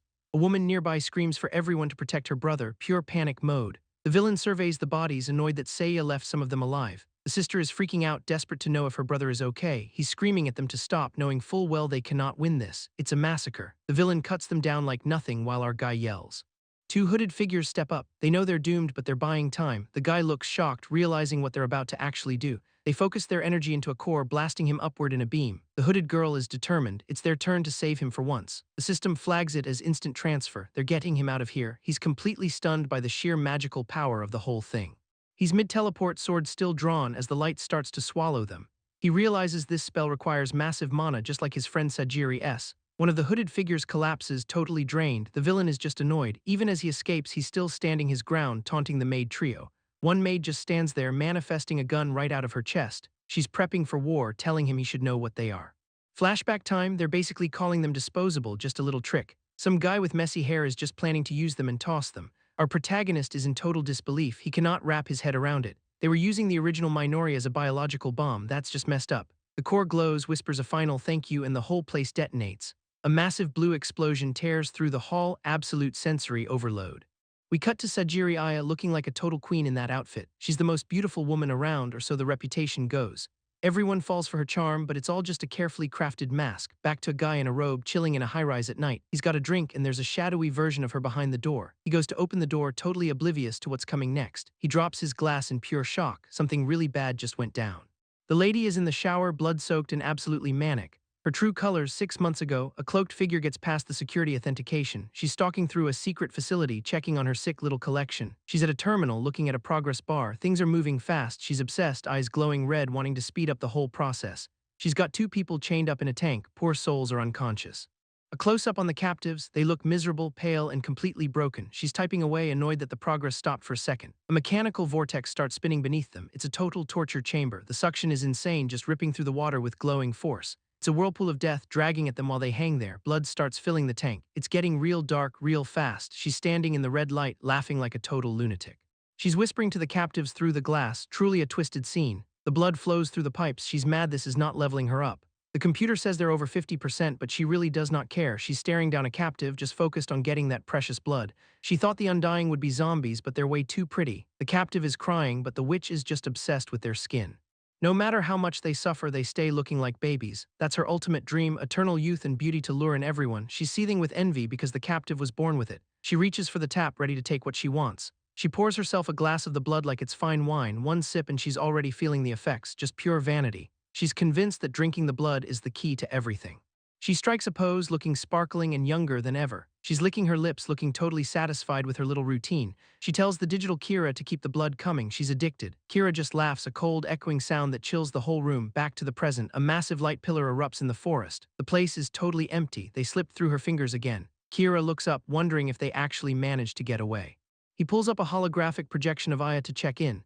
He's way too casual, and she is absolutely not having it today. Someone in a hat is screaming about the missing siblings. They're failing. The witch does not care about Seiya, she just wants that fresh blood. Haruto asks why she's panicking when she has plenty of it stored. She loses it, shouting that it has to be fresh to work. She's spiraling, terrified of losing her beauty and her precious youth. Haruto is clearly over her drama, he really could not care less. She tries to order him around, calling him useless and screaming orders. Haruto is not impressed, since when does she get to command him? He tells her to do it herself if she's so obsessed with it. He makes a snide comment about wrinkles and someone calls his name. The witch is glowing gold, absolutely livid, ready to start a fight. She explodes with power, basically saying it's on now. She's standing in the middle of a firestorm, looking like a total boss. A girl with teal hair wakes up in a glowing cave, calling out. They're in a dungeon, having been yeeted all the way to the gate. Our guy is panicking, asking where the rest of the crew is. She looks down, knowing exactly what that means for them. He's clutching his arm, totally haunted by everything that just happened. He's on his knees, guilty as hell for not being able to save everyone. She pulls him into a hug, trying to comfort him through the trauma. She hugs him, telling him he fought hard and everyone truly understands his intent. He's still beating himself up over his past mistakes and wanting to save everyone. She reassures him that his feelings reach them, which is why they ultimately switch sides. A flashback shows her crying as she relays their final, parting message to him. He's completely broken, eyes bloodshot and streaming with tears from the sheer weight of grief. Still on his knees, he whispers that he is just too weak to handle this. She cradles his face, both of them weeping as he vows to get much stronger. She agrees, mirroring his intensity and confirming they are in this together now. They lock hands in the blue cave light, making a silent pact to level up. She mentions he's been out for a day and Byakuran dropped a new announcement. He asks if it's about their kill, but she notes it's actually something much bigger. She shows her phone, revealing their bounties have been jacked up to 5 billion each.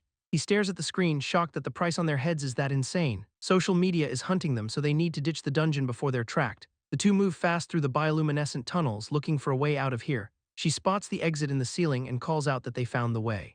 Suddenly, he freezes up, sensing something absolutely terrifying blocking their path forward. He yanks her back, shouting for her to stop before they run into a disaster. A massive, menacing silhouette blocks the entrance, vibrating with some seriously dark energy.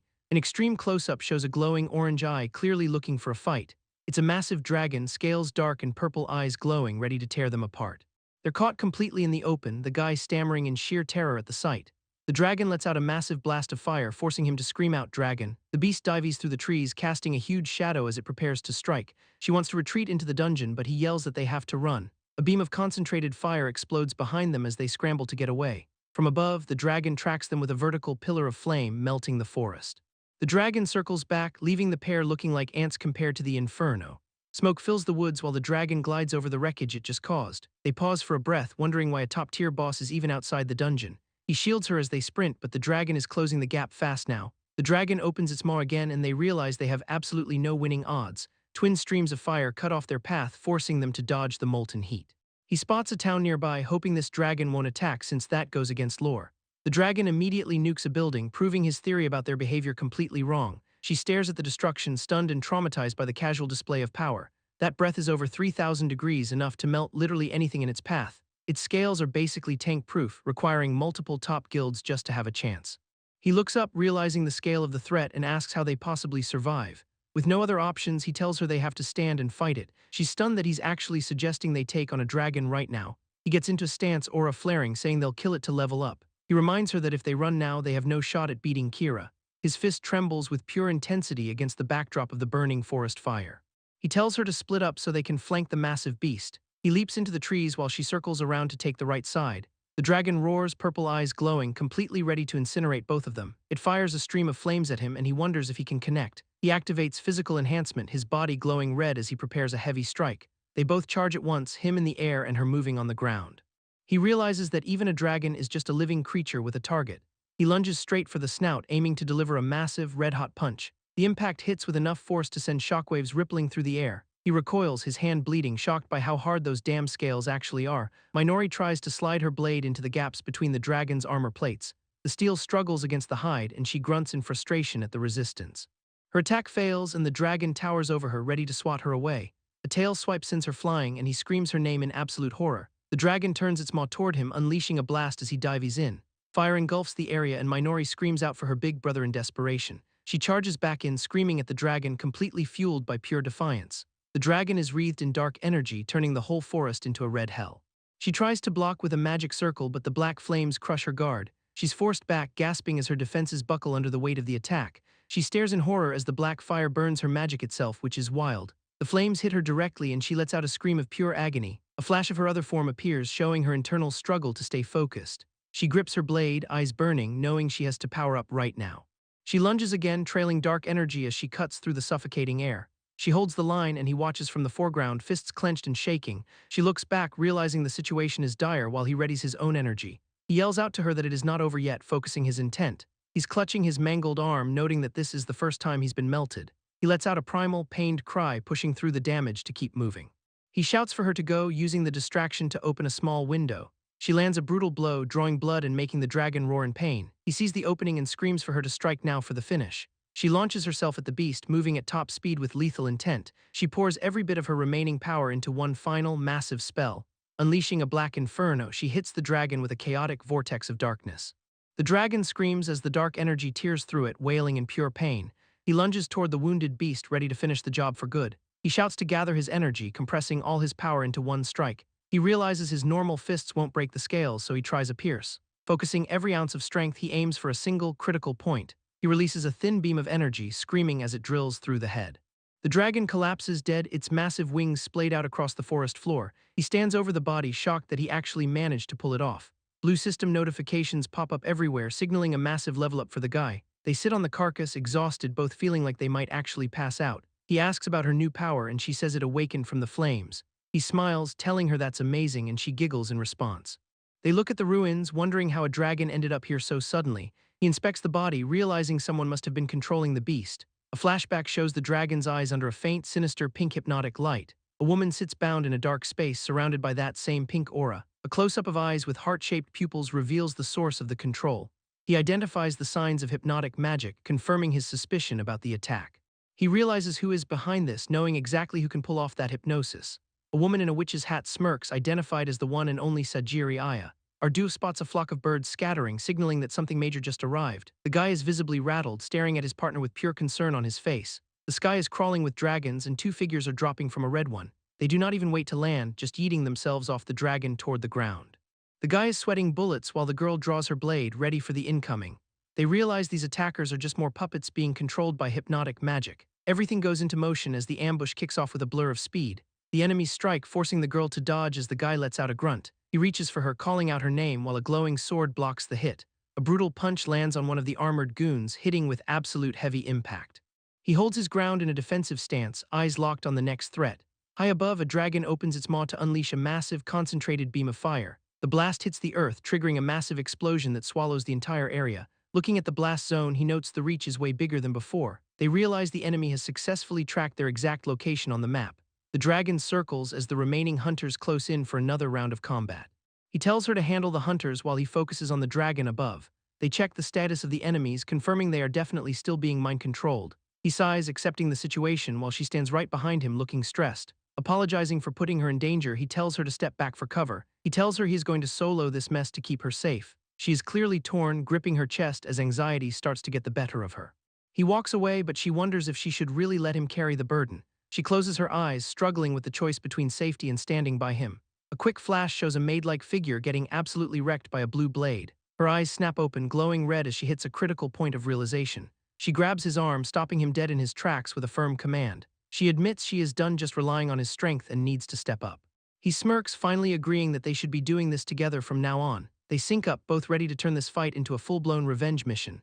The pair charges the four guards head-on, screaming for the fight to begin. She channels her energy, cupping her hands to gather a massive orb of fire. She lets it rip, torching a guard as they push forward into the fray. He weaves through the combat with his blade as she provides heavy fire support. A massive green dragon drops in, purple eyes glowing, and blocks their path forward. It charges a sphere of blue energy, teeth bared, ready to vaporize them both. The beam hits and the guy takes the full brunt of the magical force. His body gets shredded by the blast, triggering a terrifying body manipulation technique. The sheer force of the energy nearly splits him in two as blood sprays. The dragon lunges, dominating the carnage while blood splatters all over the battlefield. A red eye glows as he activates a venom infusion to counter the monster. The dragon recoils, scales melting away from the corrosive red liquid he just applied. He kicks the beast back, sending more toxic spray flying into the air. No time for pity, he tells the fallen dragon he has to keep moving. A wall of level-up notifications pops up, confirming he's getting stronger fast. He mows down guards with flame bullets while one opponent apologizes mid-fight. She gets jumped from above, gasping as the waves of enemies just keep coming. A glowing red blade pierces through her gut, leaving her gasping for air. She collapses, overwhelmed by the sheer number of masked enemies closing in on her. He hits a breaking point, eyes glowing red, deciding he cannot hold back anymore. He unleashes a black flame explosion that tears through the entire forest clearing. The blast wipes out the crowd, but one voice cries out for him to stop. She stands over the wreckage, begging them to quit so she can heal them. She freezes in confusion, realizing something is seriously wrong with the situation. The injured soldiers stand back up, possessed by shadow energy despite their wounds. She realizes the hypnosis is forcing them to fight even when they are broken. They stand there, burning with dark auras, completely stripped of their own will. She backs away in horror as the burning, possessed soldiers shamble toward her. He looks at the sky, wondering what the hell is even happening right now.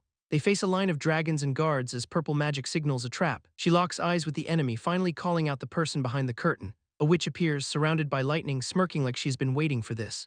Her goons note that their target came alone, thinking she can handle the heat. He steps in front of his partner, demanding to know how the witch found them.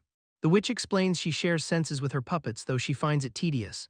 She mocks them for having the guts to show up without backup. She claims she did not even need her main squad to deal with these two. The girl fires back, unleashing a massive wave of black flames at the witch. The fire surges forward, a wall of dark red destruction aimed right at her. The witch dodges, using her own puppets as a human shield for the flames.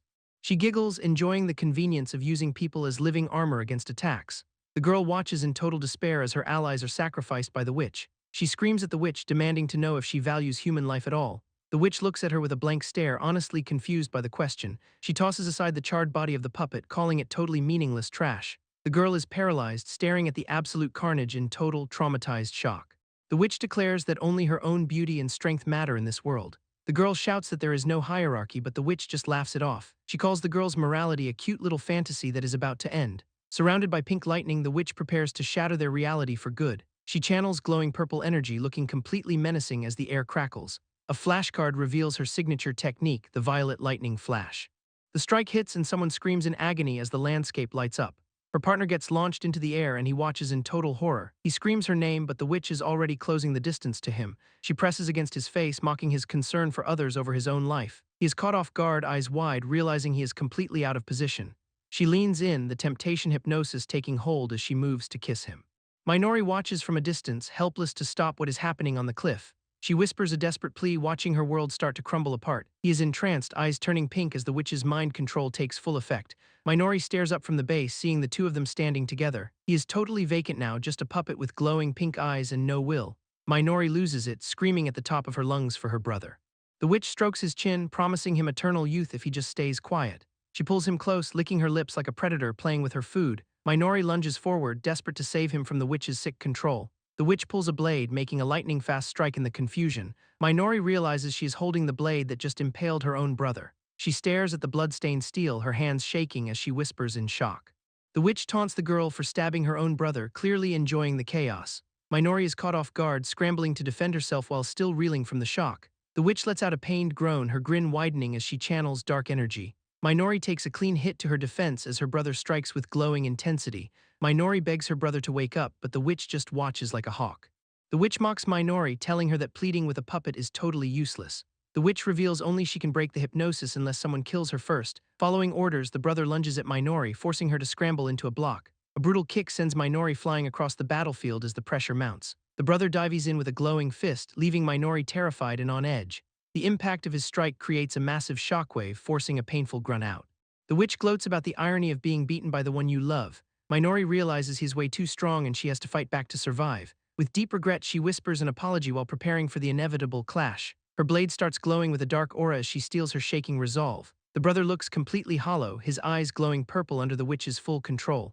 Suddenly, he breaks into a creepy smile and starts calling her name repeatedly. Minori stares back in total confusion, thrown off by his sudden, jarring behavior change. He moves with insane speed, forcing Minori to lock up and hold her ground. He keeps the pressure high, leaping into the air to rain down more attacks. Minori kneels in the dirt, paralyzed by the thought of fighting her own brother. The brother grabs her by the throat, cutting off her air and causing real pain. With blood on her lip, she struggles to figure out what she should even do.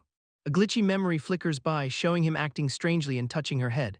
That same memory distorts to show his face twisted into a cold, predatory grin. Then it shifts to him crying, a stark contrast to his current malicious state. Back in the present, a faded memory of their promise to get stronger flashes. The witch interrupts her internal monologue, scoffing at her for muttering to herself. As she struggles for air, a dark, cold resolve starts to take over Minori. She finally snaps, screaming that she is going to kill the witch right now. The air turns thick with hostility as Minori yells at the old hag in fury. Enraged by the disrespect, the witch points her staff and screams for his destruction. Minori launches a blast of crimson energy straight toward her brother in desperation. He just stands there and deflects it, still mumbling apologies in his own head. Minori summons a massive orb of black flames, crying as she unleashes the explosion. The blast tears through the forest, leaving the witch annoyed by the sudden danger. The witch hides behind a purple barrier, clearly irritated by the chaotic turn of events. Minori reflects on how she always relied on her brother to handle everything before. She remembers walking alongside him, feeling safe as long as he was leading them. The memory shatters into the brutal reality of being pinned down by a monster. Red and dark energy collide, turning the battlefield into a high-speed blur of combat. Minori's eyes glow as she decides her current performance just isn't good enough yet. She keeps pace with her brother, trading blows in a flurry of red light. She lands a solid hit, drawing blood as her fist connects with raw force. She follows up with a lethal energy slash, refusing to let him catch his breath. Another heavy kick sends him reeling, his head snapping back from the sheer impact. He realizes through the attacks that his brother is still trying to say sorry. He decides he is done being the weak one who always drags his sister down. Level up notifications pop up everywhere as she vows to protect her brother properly. They trade strikes in a rapid sequence, her combat ability surging with every level. They lock arms in a massive cross-block, the peak of their intense training struggle. She grapples him, repeating her vow to become stronger no matter the cost. Tears well up in her eyes as she embraces him amidst the red-tinted chaos. A massive explosion rocks the area, swallowing the battlefield in a blinding red light. The witch watches, shocked that they would go for such a suicidal-looking move. She shakes it off, deciding she doesn't really care if they take each other out. The thick smoke is annoying, but she is confident their blood is already hers. She is getting impatient, just wanting to retrieve them and wrap this up now. Minori speaks up from the smoke, explaining that she decided to fight back ages ago. She stands tall, radiating a dark red aura as she prepares to face the witch. The witch is completely rattled by the sudden spike in Minori's magical power. The siblings stand together, red aura swirling around them as he thanks her. They both know they have the power to fight back against the witch now. The pair approaches the witch, who stands waiting in the middle of the wasteland.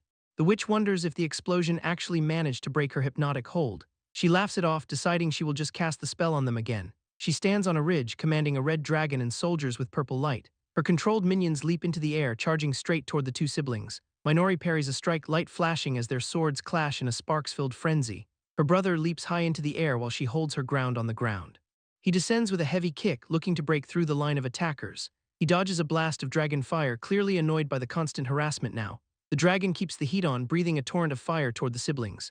Minori quickly conjures glowing circles to counter the overwhelming wall of dragon flames. She fires back with a massive black flame attack, hitting the dragon square on. The witch watches her battered minions, unimpressed by their lack of real results. She stands by the defeated dragon, calling the whole effort a waste of time. She notes that these puppets don't even feel pain, making them easy to command. They just keep lurching forward, moving blindly until their hearts finally give out. They realize they have to finish the job for good or these things won't stop. They brace for the next wave, knowing they have to end this fight quickly. A bloodied, crazed enemy lunges at the brother with glowing, malevolent eyes. He counters with a brutal punch, spraying blood as the enemy's head snaps back. The enemy stands there, dripping with gore and looking completely wrecked by the hit. They snap back into a monstrous, wide-mouthed grin under the saturated red lighting. He grits his teeth in frustration, realizing this is going to be a long fight. Minori screams that they need to knock them out since magic isn't the issue. The realization hits him hard, and he finally understands how to handle them. He moves in with his sword, cutting through defenses as blood sprays everywhere. He lands another crushing hit, still annoyed that the fight is dragging on. They are surrounded by swordsmen, and he admits there are just too many enemies. A red dragon roars as it descends, leaving him shocked by the sudden arrival. The dragon pins him to the ground with a claw, the witch standing above. Minori screams out for her brother, horrified to see him pinned by the beast. The screen flashes with the name of the technique, Pure Temptation Hypnosis, in effect. A purple magic circle glows as the witch looms over him, dominating the air. She smiles, boasting that her hypnosis is absolute and nobody can escape her reach. She sneers, noting that their stamina must be completely tapped out by now. She cackles manically, mocking his dazed state while he stands there totally vulnerable. She strokes his face, leaning in to seal the deal and pull him under. This fancy lady in the hat is really losing it, screaming for her goons to tear our heroes apart. She tries to bark orders at her buddy, but he suddenly gets absolutely rocked by an invisible force. Dude takes a massive shot to the face and goes down, blood flying everywhere like a bad action flick. The witch is totally blindsided by the counterattack, letting out a pathetic little yelp as the guy dominates. She lands in the dirt looking completely confused, like she's trying to figure out how her cheat codes failed. The hero stands over her, cool as ice, and drops the news that her hypnosis is basically useless now. He flexes his magical aura, flat out telling her he's just leveled up past her pathetic little tricks. She's losing her mind, screaming that it should be impossible for him to just overwrite her soul-binding magic. Panicking, she takes to the sky and starts dumping fire and lightning everywhere, just spamming the die button. The air is practically vibrating with her explosion spam, but she's just wasting mana at this point. Our duo is chilling behind a hexagonal shield, basically laughing at her while she throws a massive tantrum. Her face is pure unadulterated salt, all bloody and twisted into a mask of total rage. She's hovering there surrounded by magic circles, just screeching at the top of her lungs like a broken record. She's fully spiraling now, eyes glowing as she loses every ounce of composure she ever had. She drops a meteor shower on them, turning the terrain into a war zone, but it's all for nothing.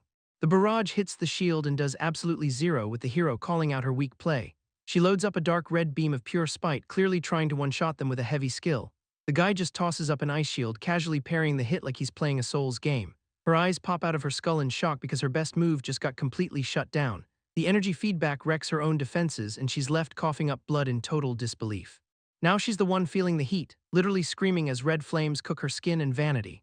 The hero stands on a ledge, watching the witch burn while reminding her that pain is a universal constant. She looks cold and detached, telling the witch that they know this suffering way better than she does. She points out that the witch's own magic is the reason she's getting a taste of her own medicine. We see a quick cut of the trauma the witch inflicted, showing a victim completely broken by the experience.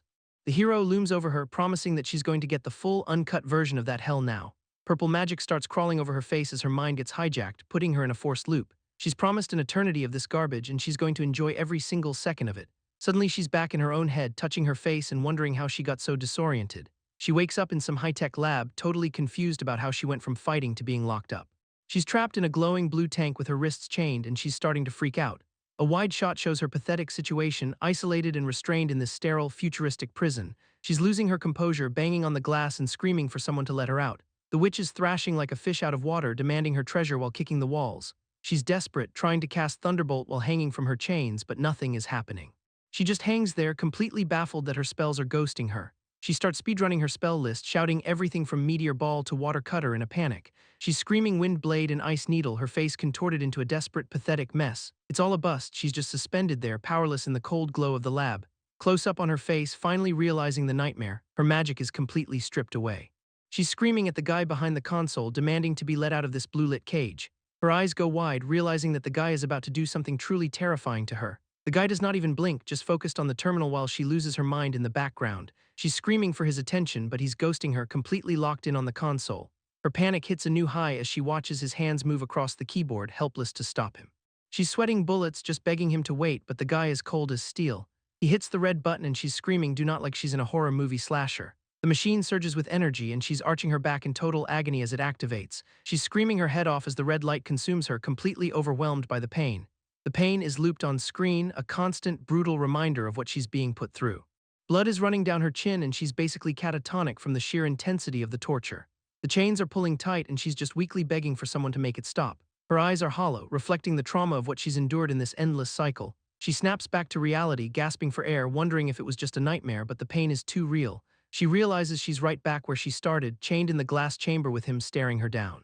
She's completely broken now, begging him for mercy like a dog pleading for a treat. She's willing to do literally anything if he'll just end this, but he's not budging. He just points at the console, totally emotionless, and she knows what's coming next. She watches the tally counter tick up, realizing this has happened way more times than she thought. A loud clank sounds as the counter hits 1, and she's left wondering what the total even counts. She's hanging in her rags, realizing the horrifying math of how many times she's been put through the ringer. She tries to scream her way out, but it's like shouting into the void. The desperation is real, her voice cracking as she begs for an exit that does not exist. The silence of the chamber is only broken by the sound of her frantic, shallow breathing. She's gasping for air, trying to keep it together, but her spirit is clearly snapping. She sees the tally numbers and realizes she's endured thousands of these cycles, just suffering. She convinces herself that if she just hangs on, she'll finally get to leave this hell. She's already plotting her revenge, thinking about how she'll deal with the siblings once she's out. A flash of blue light signals yet another reset in this twisted program. The counter resets, showing she's back at square one while the total stays stuck at thousands. Her brain short-circuits as she stares at the reset counter, unable to process the cruelty. She's just speechless, blood dripping as she lets out a hollow, defeated huh. The realization hits that it was never going to end and she's spiraling into pure madness. A finger hits the red button again and she's just left screaming the word "why" into the abyss. She's repeating it over and over, completely shattered by the realization of her eternal punishment. The guy is watching the tank, letting out a scream of his own, maybe reaching his limit too. We shift back to the shore where the heroes are standing over a small, slumped figure. The guy is looking down, totally shocked by what he's seeing in the aftermath. The witch is not a young beauty anymore, just a decrepit skeletal mess in the dirt. It's the final close-up of her true form, a hollow, dying husk of a person. The hero figures out she was just using magic to cosplay as a younger version of herself. He guesses she's over 150 years old, and the girl confirms the grim reality. Flashback reveals she was a parasite, feeding on their blood just to keep her skin looking smooth. She was basically a stalker, obsessed with them because they were the key to her fountain of youth. The old hag is twitching on the ground, clinging to the last bit of her miserable life. She's trying to choke out a final sentence, but the words are barely coming out.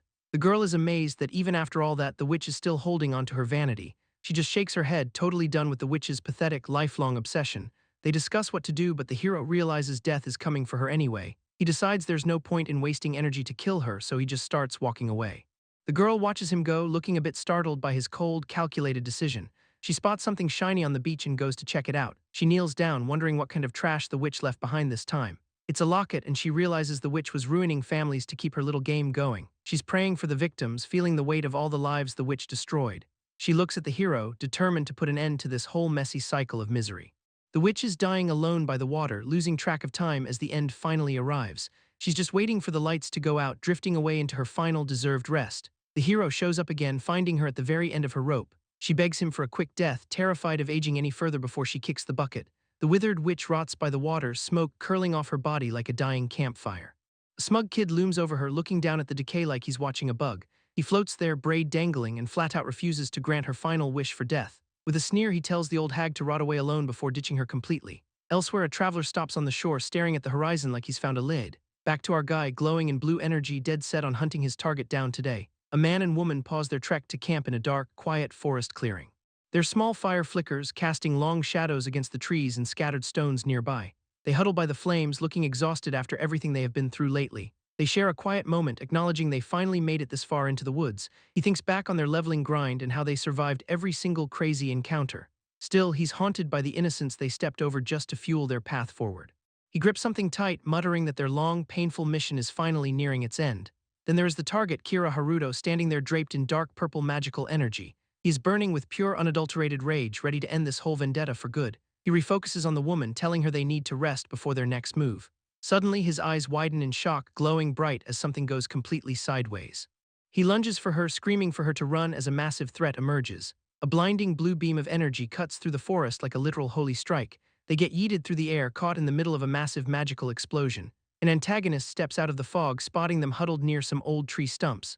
It is a silver-haired guy in blue, looking like he walks straight out of a sword-fighting anime. He wears a cold, predatory grin, acting like he's just casually hunting down some prey. The sister wants to fight, but the brother knows they're totally outclassed right now. He's sweating bullets, desperately trying to get her to flee while they still have a chance. The swordsman mocks them, noting they are already drained from their last big boss fight. He lunges with insane speed, forcing the brother to scramble into a defensive stance. Their energies clash, red against blue, and the swordsman greets him like an old, annoying acquaintance. They're locked in a power struggle, and the brother admits this guy is his least favorite person. The swordsman laughs, clearly enjoying the history between them while he looms over the clearing. He decides he is bored of playing around and shifts into a much darker mood. He pulls out a cursed-looking purple blade, flat out stating he's going to delete the sister. She's frozen in terror, watching the red energy flare up as the situation goes south. The brother is hit with a wave of pure dread, seeing his worst nightmare unfolding. The swordsman is still fuming about her escaping before and reveals his new twisted goal. He's going to erase her from existence just because she's a nuisance to his plans. The brother can't believe he's being targeted for such a petty, murderous reason as that. The guy's face goes full psycho, confirming he is 100% committed to the kill. The ground craters as the swordsman makes his move with terrifying, overwhelming force. Desperate, the brother lunges forward, blurring with speed to get between them and save her. He lands a hit, his fist glowing red against the purple blade in a huge flash. A mysterious, dark-haired woman joins the chaos, leaving the swordsman standing between them both now. He pins the brother down, blade at his throat, completely controlling the flow of battle. He just smirks at the resistance, clearly viewing this life-or-death struggle as a total game. But then a hit lands and they realize they finally found a way to hurt him. The woman charges in, unleashing a dark red binding technique to trap the guy down. Blades clash in a blur of red and purple light while the swordsman stays unbothered. He leaps to a branch with grace, treating their desperate assault like a minor annoyance. He casually deflects a massive punch, complaining that the whole thing is just troublesome now. He starts casting a complex purple magic circle, preparing a counterspell to end them. He looks down with that mocking smile, saying they are both just as annoying as ever. The attackers are drenched in sweat, realizing in horror that the tide has completely turned.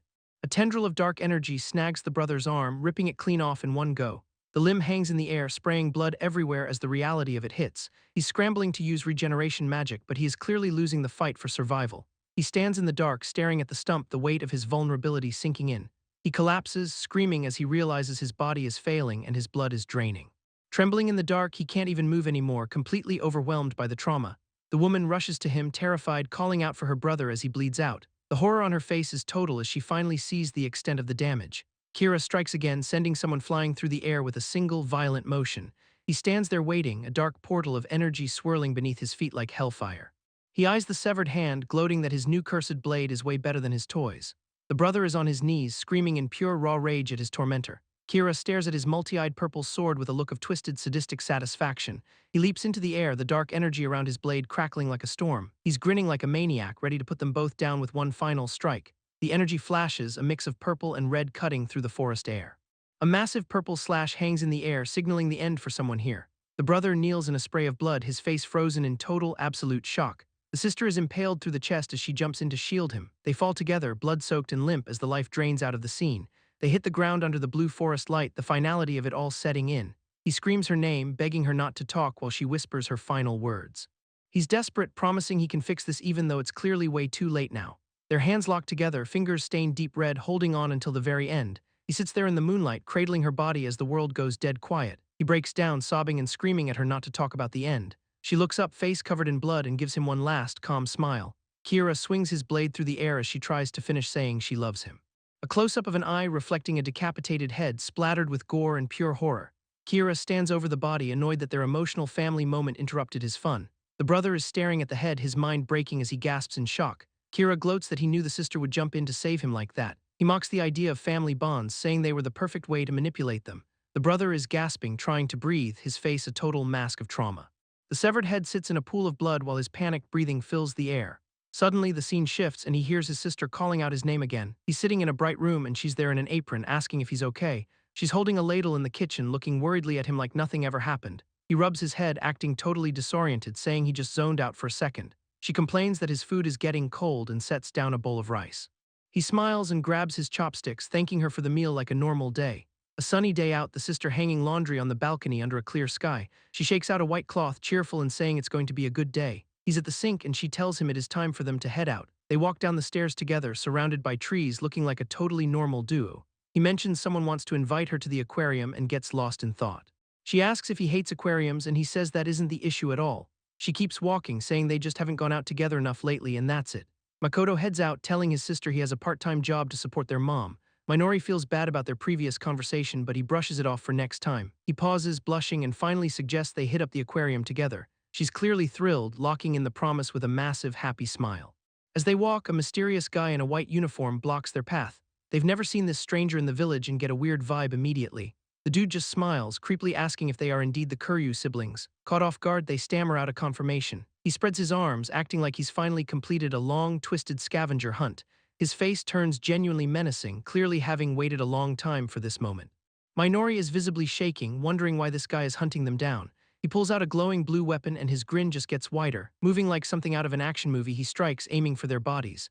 The blade connects instantly, slicing through Makoto in a brutal spray of blood. Minori gets caught in the splash damage, completely stunned by the sudden attack. She's covered in gore, frantically calling out to her brother as reality sets in. They're both left broken on the stairs while the stranger just stands there, chilling. Makoto starts twitching, his body flaying open as a weird ethereal mist surrounds him. He's coughing up blood, clearly in agony from whatever is happening to his frame. Minori watches in pure horror, unable to process her brother's gruesome transformation. The attacker looks on, totally amazed at what he's witnessing. He closes in, shocked that the guy he just shredded is actually regenerating. He touches his face with a manic grin, realizing his intel was spot on. Minori is screaming for her brother, terrified by the state he's in. The guy drops into a low, predatory stance, ready to go for round two. He moves with insane speed, leaving red motion streaks across the forest. Another brutal hit lands, sending blood flying everywhere. The attacker looks absolutely gleeful, loving every second of this violence. He basks in a golden glow, feeling like his mission is finally paying off. He towers over them, realizing he's dealing with an infinite respawn glitch. He's genuinely surprised that a monster like this actually exists. A caption drops the lore: the brother is a descendant of the Immortal. Minori is just desperate, asking what that even means in this hellish situation. The guy slashes again, taking Makoto's arm clean off. He tells them it doesn't matter what they are because they're now his food. Makoto is left bleeding out while the guy claims his prize. Minori screams, trying to shield herself from the relentless assault. A massive crimson energy slash tears through the air, hitting Makoto again. The blade swings and Makoto's head goes flying through the air. Minori's eyes are wide, reflecting total absolute despair. She lets out a silent, soul-crushing scream as the blood rains down. The guy stands there, dragging the bodies and feeling out his new, gory power. He grins like a psychopath, ready to use this body for whatever he wants. Minori lies in a massive pool of blood under an eerie blue light. A close-up of her tear-filled eyes shows just how helpless she feels. A flashback hits, showing her looking happy and affectionate. Another memory shows her pouting, looking totally childish and annoyed. She's shown praying, looking solemn and vulnerable. One final shot shows her radiant and content, a stark contrast to the massacre. Back in the present, a fist drives forward with a violent burst of energy. A silhouette screams in agony, engulfed in red lightning and dark energy. She leaps through the dark, her movement creating a sharp, glowing streak. She stops, hit with the sudden realization of a new, terrifying threat. A horned monster emerges from the shadows, eyes glowing a menacing red. She faces off against this towering entity in the ruins. She's shaking, completely terrified by the sudden shift in the fight. She's staring at the monster, wondering what kind of form that even is. The creature looks back, its eye reflecting her tiny, helpless form. She tries to block a massive red shockwave with her weapon. The force sends her flying, the sheer magical pressure unlike anything she's felt. A pillar of red energy erupts and a small silhouette stands at the top. The demonic entity looms over the bloodied, motionless woman. It reaches out, its hand glowing with a soft, golden light. A clock mechanism appears and the entity starts manipulating the magic. The golden light bathes the woman, turning the gears of time. The creature looks focused, putting real effort into the revival spell. She starts to hover, the golden aura beginning to work its magic. The silver-haired attacker watches from the trees, totally baffled that she isn't dead. He's questioning the skill and the weird transformation he just witnessed. His eyes widen, he realizes the creature just underwent a species evolution. The monster stands ready, wreathed in red energy and looking non-human. The attacker knows this is a massive, unforeseen complication. He decides to ignore the girl and shift his target back to the brother. He leaps into the air, blades drawn, aiming to take Makoto out. He descends on the creature, determined to finish the job. A purple-bladed strike cuts through the air toward the battlefield. He lands in a classic combat pose, fully committed to the kill. His eyes glow purple, focused entirely on his target. He watches as the creature retreats, carrying the woman away. The monster stands over her, power radiating, prepared for the next wave. The attacker smirks, telling his opponent they've finally learned how to fight. The horned entity recoils, realizing the tables have suddenly turned. They clash in a high-speed exchange of steel and claw. The entity lunges, trailing red energy as it drops from the air. The attacker counters with a glowing strike, leaving light streaks behind. The creature lands, surrounded by an intense, dangerous aura. A close-up shows the monster rattled, looking vulnerable for the first time. It screams at the warrior, saying it killed him thousands of times to level up. The warrior is furious, asking if the death of a sister is really what triggered this. He's trembling, realizing the sheer intensity of the monster's state. The monster roars, a vortex of blood-red energy consuming everything. The warrior stands his ground, looking cold and ready to end this. They slam into each other, creating a massive explosion of power. As the red light blows up, a desperate cry echoes through the woods. Weapons lock and they're face-to-face in a brutal stalemate. Red energy slashes everywhere as the warrior parries every clawed strike. The monster's strength pushes him back and he takes a heavy hit. He's knocked to the ground, panting while the creature looms over him. Blood drips from his mouth as he struggles to get back up. The monster notes he's the first one to ever deal this much damage. Our guy is holding that massive sword, purple energy leaking everywhere, and he warns himself not to get cocky. The horned antagonist just laughs at him, basically saying a descendant of the Immortal stands no chance. A quick zoom on his eye shows he's locked in, pure focus mode activated. The demon looks like a nightmare, draped in robes and a glowing red aura of pure hate. A bloody streak on the demon's face makes him look even more like a predator. They start trading blows so fast it looks like a blur of energy streaks on screen. The demon goes airborne with a red orb while the hero plays defense with his blade. He pulls a classic move, manifesting a barrier of swords to block the incoming red energy. He launches himself into the air, purple energy surging, ready to crush the demon below. Another close-up on his eye, now glowing with that piercing ethereal violet light. It's total chaos now, just purple streaks colliding as they smash into each other. The demon takes a direct hit, wrapped in jagged dark energy while trying to hold his ground. He coughs up blood, but the hero knows he hasn't finished the job yet. Eyes burning with rage, he vows to kill the demon right here, right now. He drops from above, sword glowing blue, aiming to end the fight. The demon pulls out a golden clock-like seal, some weird magical defensive technique. The hero gets caught off guard by the sudden flash of golden magic. That golden light crackles with power, surrounding the demon like a shield. He lunges anyway, but the demon is already prepping a massive red vortex to intercept. The impact is brutal, sending the hero flying backward and gasping in pain. He's down on the ground, totally incapacitated and fighting to stay conscious. The demon looms over him, holding a cracked purple blade and looking like he's won. Broken and bleeding, the hero can't believe he's actually going to die here. He stares blankly, realizing that failing right now is just not an option. Nearby, a young girl starts waking up, completely oblivious to the carnage. She looks around the dark forest, totally lost and confused about where she is. The demon spots her and the tension shifts instantly as they lock eyes. He towers over her and she's just terrified, barely able to let out a gasp. Her eyes are wide with trauma, reflecting the nightmare unfolding in front of her. Suddenly, a massive angelic entity descends, glowing with moonlight and pure intimidation. Even the demon looks rattled, his smug expression replaced by confusion.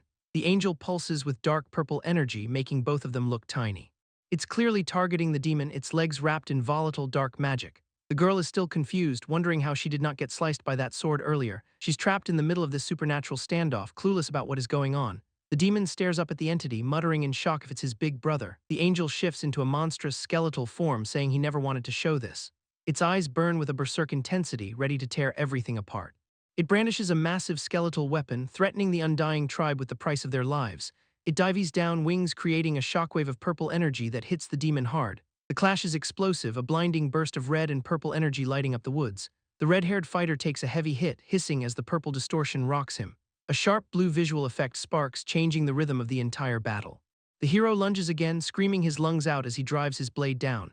He's relentless, swinging that hooked sword with pure malice in his eyes. The blade connects and the opponent lets out a gut-wrenching scream of pain.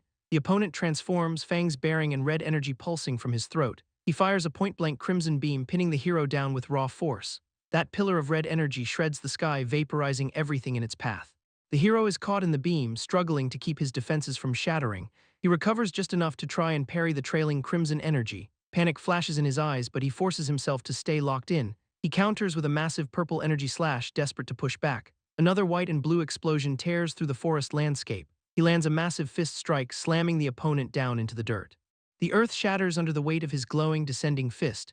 The opponent, fully embraced by red demonic aura, lunges back with claws out. They blur together, a final vicious exchange of speed and raw power. The opponent gets lucky, landing a brutal acrobatic strike that draws blood. He grabs the hero by the throat, grinning like a feral beast while the hero gasps. The skeletal-looking warrior delivers a swift strike, running his sword right through the back.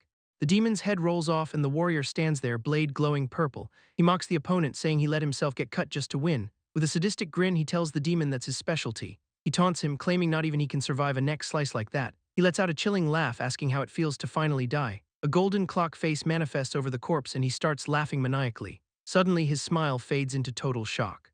That golden clock face erupts from the headless torso, crackling with intense energy. The body starts knitting itself back together, bathed in divine golden light. The warrior's blood runs cold, realizing that geometric pattern means trouble. The demon stands back up, neck fully restored, growling like a wild animal. The warrior can't believe his eyes, his dark aura flickering with fear. A glitchy, rapid-fire sequence shows the body regenerating in real time. His confidence is completely gone, his face pale as he realizes his mistake. The demon stands there and the warrior can only let out a grunt of disbelief. The demon starts laughing, mocking the warrior's failed trick. He bares his fangs, telling him there's no way he can pull that off again. He looks more monstrous than ever, claws ready and red eyes burning. The warrior grips his sword, forcing a jagged grin to hide his nerves. The air fills with heavy, sharp sound effects as they power up for the end. The warrior stands before a massive, swirling pillar of dark purple energy. He's got that feral grin, thinking about the technique that killed the Demon King. Black energy slashes everywhere, tearing through the red background. It's a brutal collision of black and white light, sparks flying in every direction. High-speed blurs of red and black energy tear up the battlefield. A massive eruption of purple and black consumes the frame. He screams at the monster to vanish into nothingness, pinning him under the blast. The target is helpless, pushed back by a violent, blood-red explosion. A vertical strike slices the scene into zones of pink and red light. He taunts the target, asking if that's really all he has left. The target is twisted in agony, blood leaking as the black energy crushes him. He lets out a final, inhuman shriek as the massive dark blade comes down.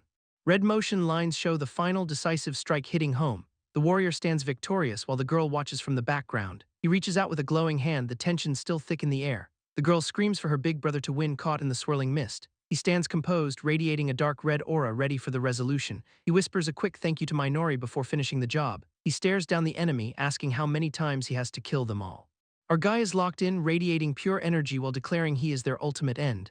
The demons are not backing down, calling his absolute destiny a total joke. They are snarling, ready to keep reviving just to spite him and his plan. With a fierce shout, they swear they are going to rewrite their own fate. They combine their power into a massive, blinding red beam of pure destruction.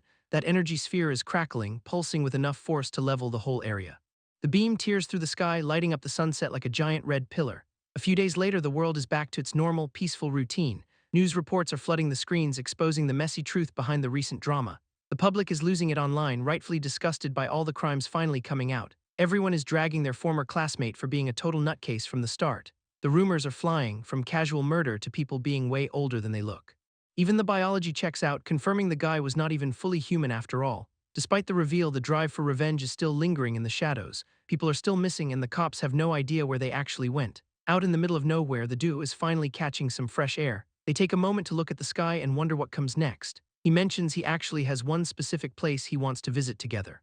He gives her a rare, genuine smile and suggests they hit up the aquarium. She is totally caught off guard by the suggestion, left completely speechless. It is a quiet, heavy moment as he reflects on everything they have endured. She looks back, peaceful and happy, finally letting the past fade away a bit. Tears are streaming down her face, but she is finally on the same page. With a tearful, hopeful smile, she tells him it is time to get going. They hold hands, agreeing that with all the time in the world, they are fine.